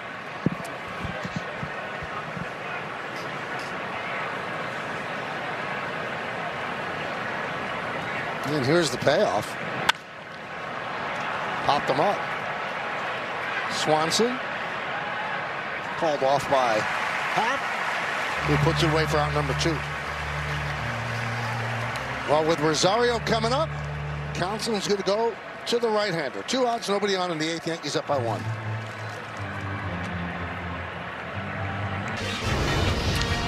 It's time to name that Yankee. Here are the clues. And it's a fish. Steve Trout.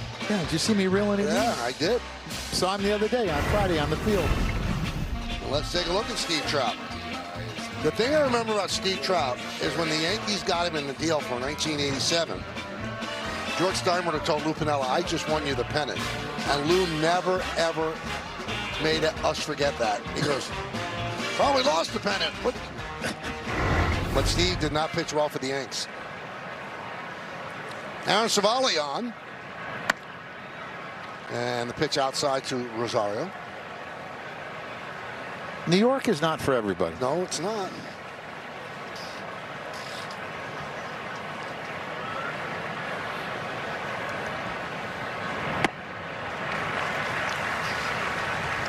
(13-7) with the Cubs in '84. Won 2 games in the NLCS against the Padres. Yankees got him for Bob Tewksbury, Rich Scheid, and Dean Wilkins. With the Yankees, it wasn't good. 0-4, 6.60 in 9 starts. Line drive, it's a base hit for Rosario. Hap will get it in, so a 2-out single. He's actually hit right-handers a lot better than he has left-handers this year, which is really strange. Savali, who throws a lot of cutters, a curveball, just hangs this one. Very similar to the one that Bregman hit into a double play. Rosario just found the hole. Up and in, smoke through the hole.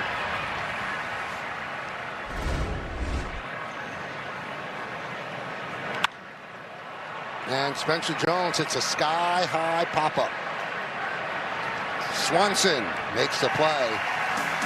And that'll do it. No runs a hit. One man left. We go to the bottom of the 8th.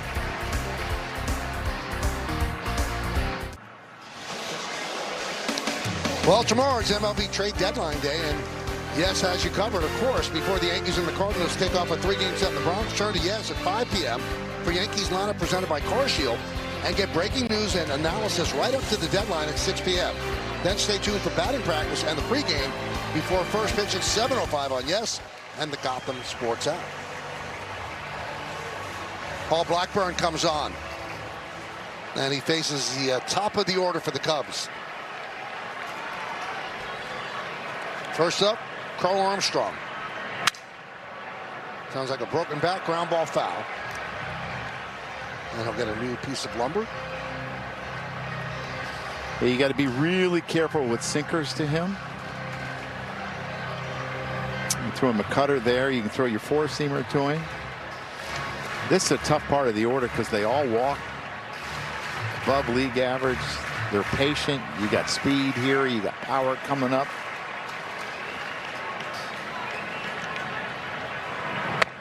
Upstairs.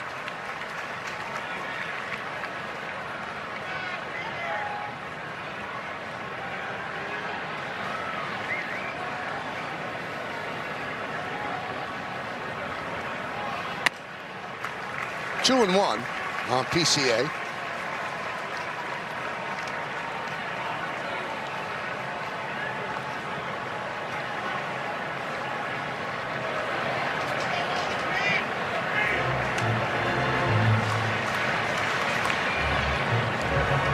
Caballero, the shortstop, shades up the middle for the lefty swinging Carl Armstrong. Outfield is straight away.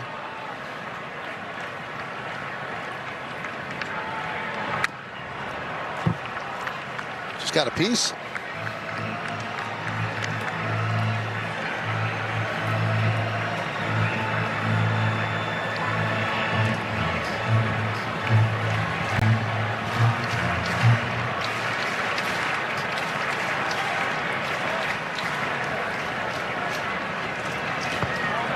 Did he go? No, they said he did not. This is his third 3-2 count in this game. He's walked twice. He did not go.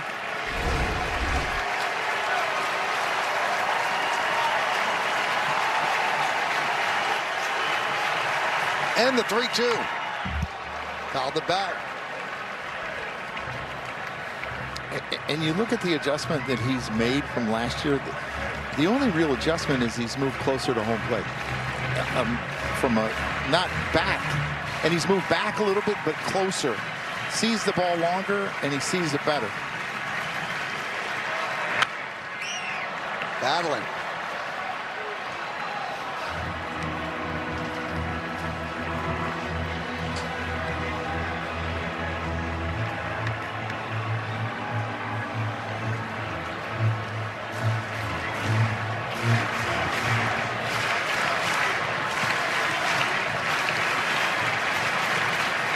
And the payoff.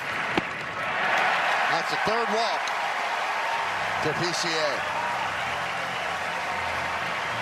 Hey, congratulations to Cam Schlittler on being voted the Montefiore Einstein Player of the Week. He can get it every week the way he's pitched.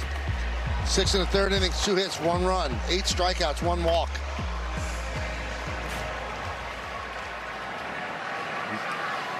This becomes really hard because your attention gets split between the base runner and the hitter's extremely dangerous.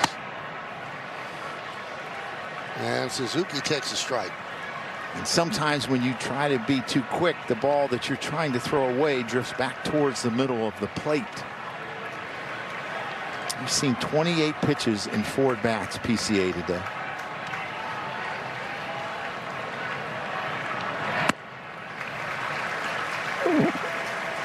One and one.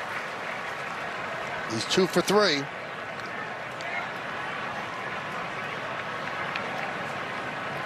Good OPS of 843. 18 home runs, 61 ribbies. Boy, he had a big lead and just got back. Good right-handed move there by Blackburn. Yeah, you can see the quickness that he has, too. It's not just speed, it's also quick how quickly he bounces back. Because he got out there. He's trying to time Blackburn.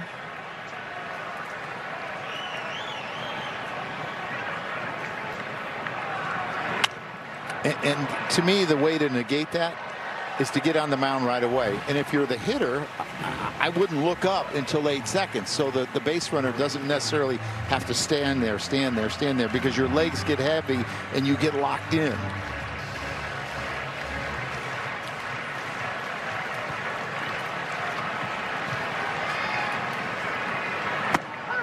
Strike 3. Suzuki down looking. Big out here in the 8th. You see Bednar is up, so they would come in with Bednar to get more than 3 outs. That looks like a high two-seamer that he throws away. Comes back, 96. You're Ben Rice. You got to be careful here. When you get off the bag, you don't get too far off the bag, because Michael Busch is a pull hitter. You don't want to hitting something to your left down the line.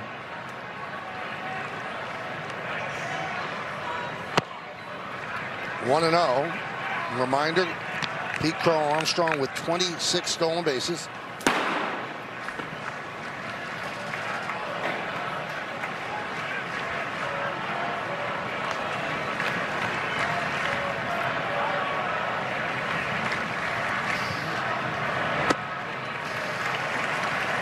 Two and 0 on Michael Busch. He's driven in the Cubs' only run. An RBI single right field in the 4th inning drove in Suzuki, who had doubled ahead of him. Caballero, 2-run home run, the only scoring for the Yankees.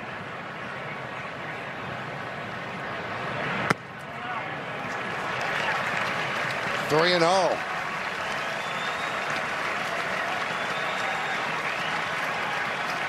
I'd actually like to see Jazz move back a little bit, because he's in a count to where if he swings, it's going to be his pitch and he's going to hit it hard. Make sure that you can get to it. Runner goes on 3-0. No signal is made because it was ball 4. I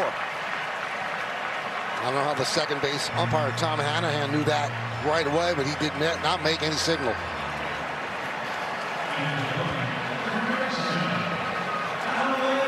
Good throw by Sanchez, though.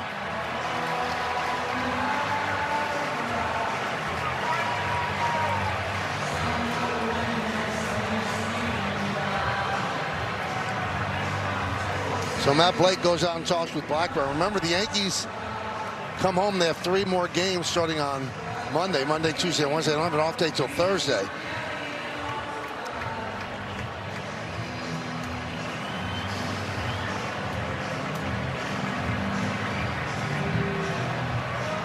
At 3 for 14 with 3 home runs off of Paul Bregman. You know what? He's hitting a double play, Michael. I've seen it. He can do it again. Good two-seamer away. Get him to roll over on it. 1st and 2nd.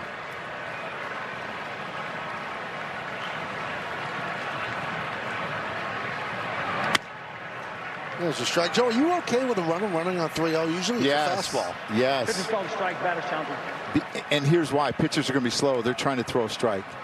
ABS powered by T-Mobile was called a strike and is overturned.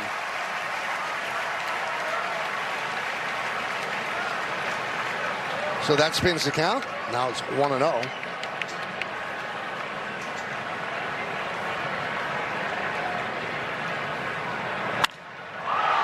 High fly ball.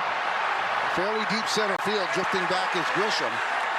He makes the catch. Both runners tag, but Grisham smartly throws to second. So Pete Crow Armstrong will move to 3rd. Busch stays put at 1st, 2 outs.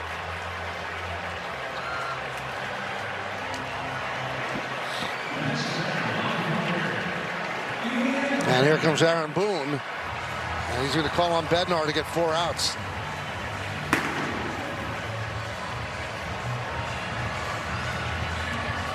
It'll be Bednar against Happ.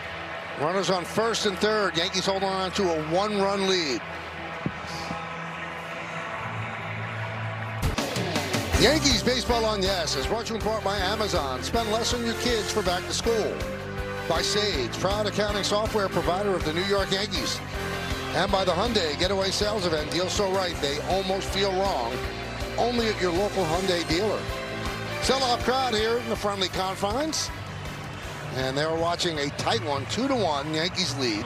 They bring in their closer, David Bednar, to get 4 outs. He needs 1 out here in the 8th with runners on first and second.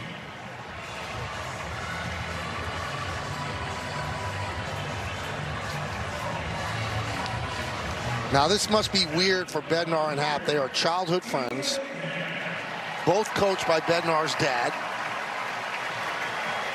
And they probably dreamed of this when they were kids, and here it is, big leagues. We should know how to get him out then. Yep. And he should know what Bednar throws.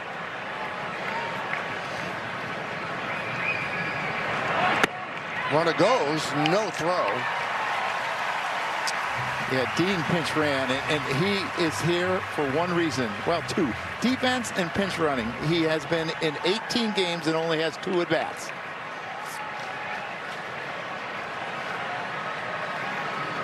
So now second and third.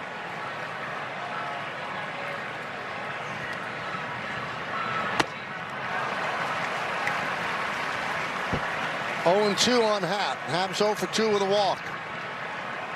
They face each other on Friday as well.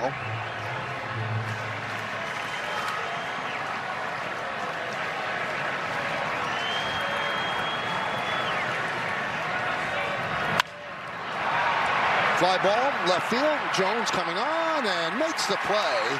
And Bednar gets the final out of the 8th as the Cubs strand runners on second and third. We go to the 9th.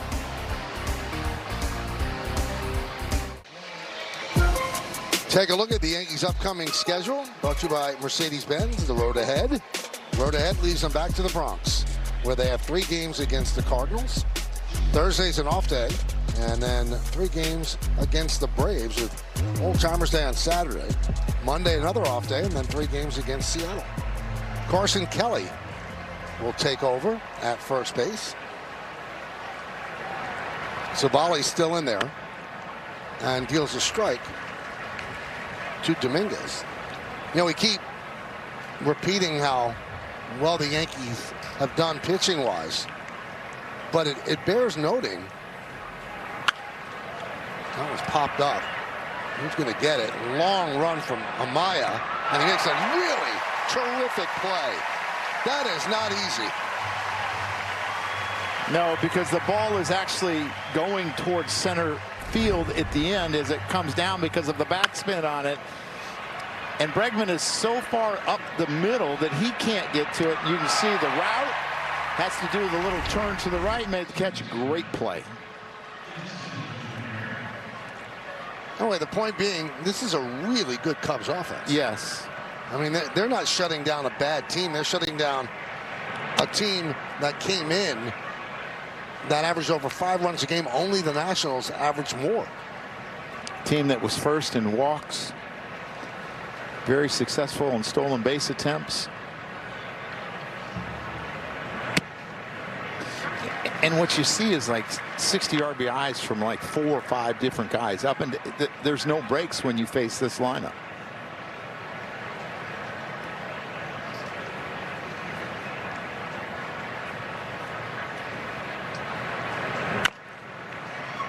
Grounded foul.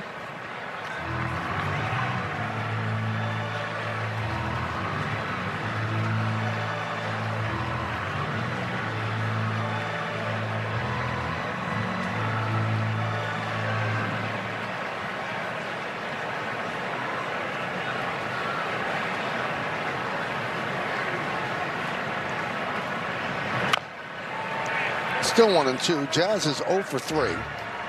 Grounded to second, fly ball to left, then a strikeout. Colin Ray started, pitched well.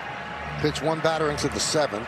A mistake he made, serving up the 2-run home run to Caballero in the 3rd.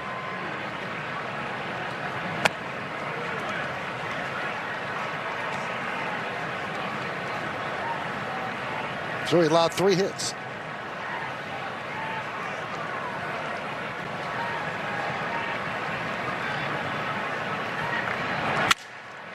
Right back to Savali. If you want to look ahead to the bottom of the 9th, I know you want to, Joe. Horner, Ramirez, and Swanson, 6, 7, and 8 against Bednar. Contact, power is what they're facing. Types of hitters.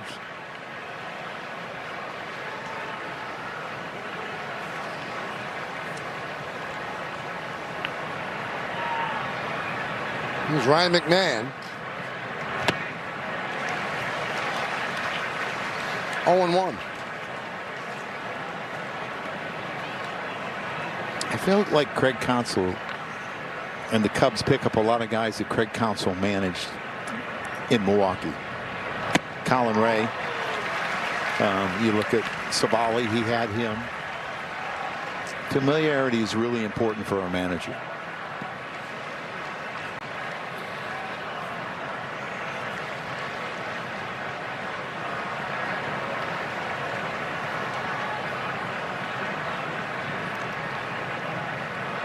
And the veteran righty deals.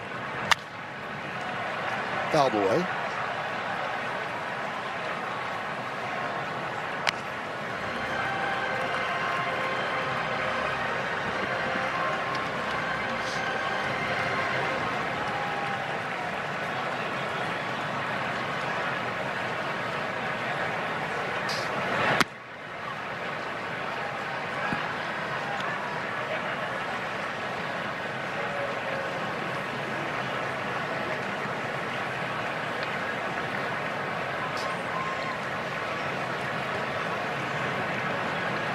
And Savali feels the 1-2 foul back. 4th straight season for Savali, pitching for multiple teams. 23 Guardians Rays, 24 Rays Brewers, 25 Brewers White Sox Cubs, and now A's Cubs.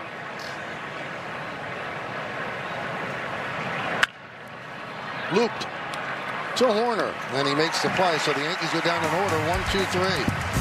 Bednar needs 3 outs. See if he gets them.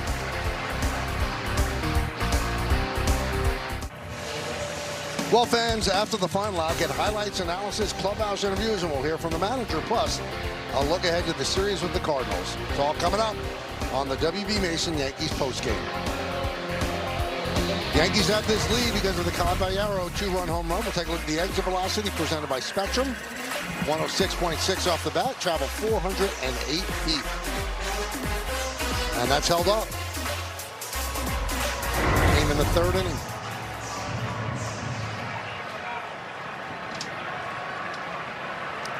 First up is Nico Horner against David Bednar, trying to get a 4-out save. And a strike.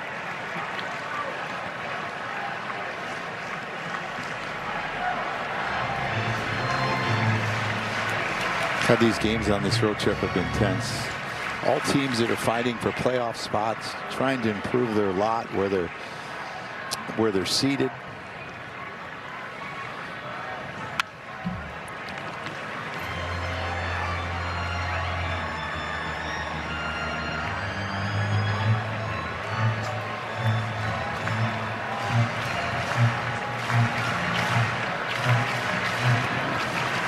And the Yankees know that the White Sox beat Tampa Bay 9-1. Well, there's an opportunity to grab a game. And also, this place, Joe, is going to be rocking on Tuesday. Dodgers coming to town, and it's been announced that Tarek Skubal will get the start Tuesday for the Dodgers. Cubs are probably saying, really? He couldn't have come before the trade deadline? Left field. Jones is there to put it away. Well, fans, when you get Gotham, you get live games and exclusive Yankees content. Download the Gotham Sports app to stream highlights, features, podcast, original series, and so much more. And if you get Yes on TV, then you get the Gotham Sports app for free. So download and sign in today. There's Pedro Ramirez batting from the left side against the righty Bednar.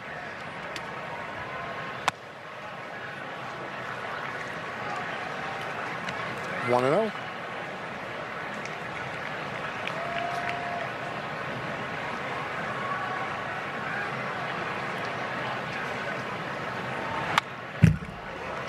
One as he fouls it back. He's got a good looking swing. And he's selective for a young hitter at 22 years old, and to be a switch hitter and accomplished from both sides already. I see why he's their number 2 prospect. I'd like to see who's number 1 though.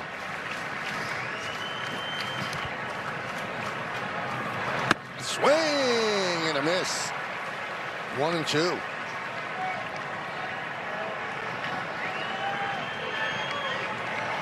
Big cut. Take the step out of the box to think about things. So many things that Bednar could throw up there, command so many pitches. Not many closers are like that.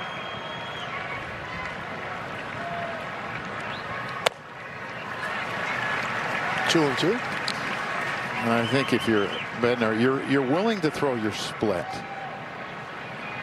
And the reason I say you're willing is because it's a really good pitch and it's a swing and miss pitch. But you don't really want to give him something to pull, so I don't see the curveball being an option. Oh, the splitter there. Unless he just feels like he can't do anything else to get him out. He has not shown that he'll chase up to the four-seamer. He's shown that he'll hit the ball the other way if you pitch him away. Caballero's moving a little bit more towards third base.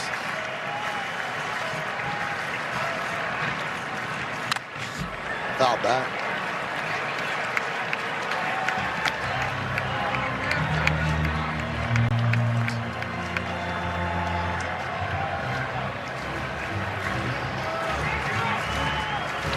Outfield straight away from Ramirez, batting from the left side. And the pitch. Count full.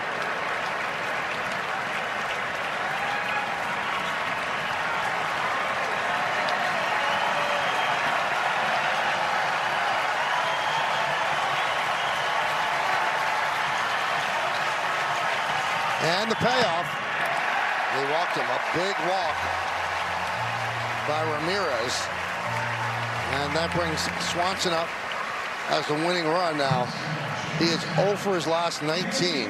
Joe told you he has power. 16 home runs, 61 runs batted in. And you look at Ramirez, he was 19 for 21 in stolen bases in AAA.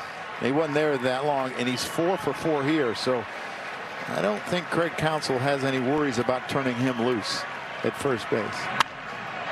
Swanson fouls it away. Nail-biting time for both fan bases. The Yankees trying to come home with a winning record on this road trip of 6-4.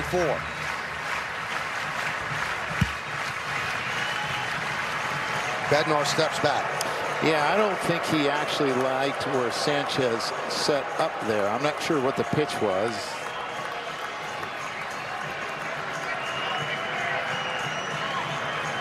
Now he's more in the middle. And again he steps off.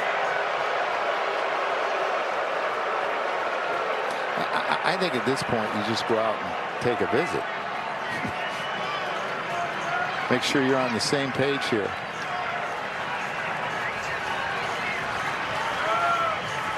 Runner goes. The throw to second. Not in time. Stolen base for Ramirez. So he's in scoring position with the tying run. Hey, Michael, you know what I'm going to guess that was? They gave him the pitch out. And he was shocked by it. And it's why he stepped off. So why'd they take it off? I don't know. And once he stepped off twice, it allowed Ramirez just to go.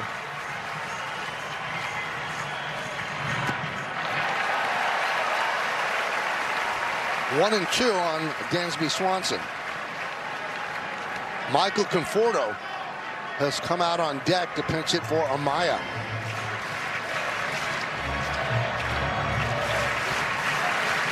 Runner at second base. One man out. Bottom of the ninth inning. 2-1 Yanks. pitch. Grounded to third. McMahon. Yankees are an out away. As Ramirez stayed put at second.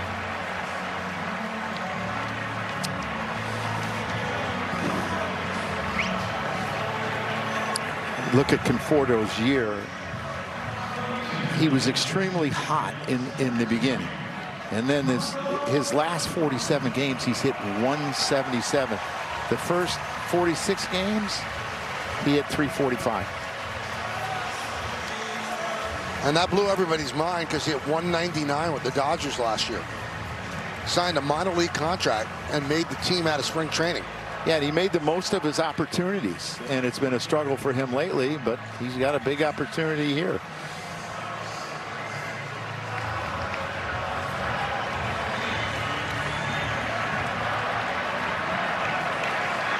He has 4 pinch hit home runs this year. Pinch hitting for Amaya. And a strike. And that's going to be challenged. Pitch called, strike, catcher challenges. ABS challenge, powered by T-Mobile. You got it right.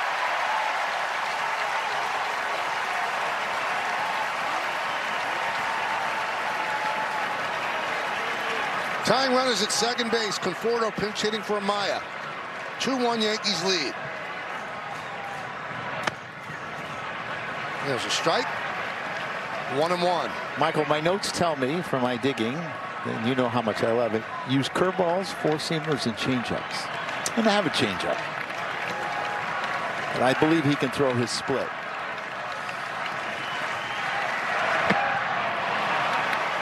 One and two on the pinch hitter Conforto.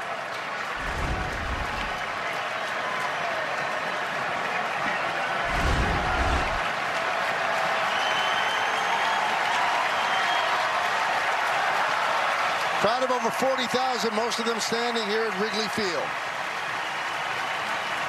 Ramirez leads off second.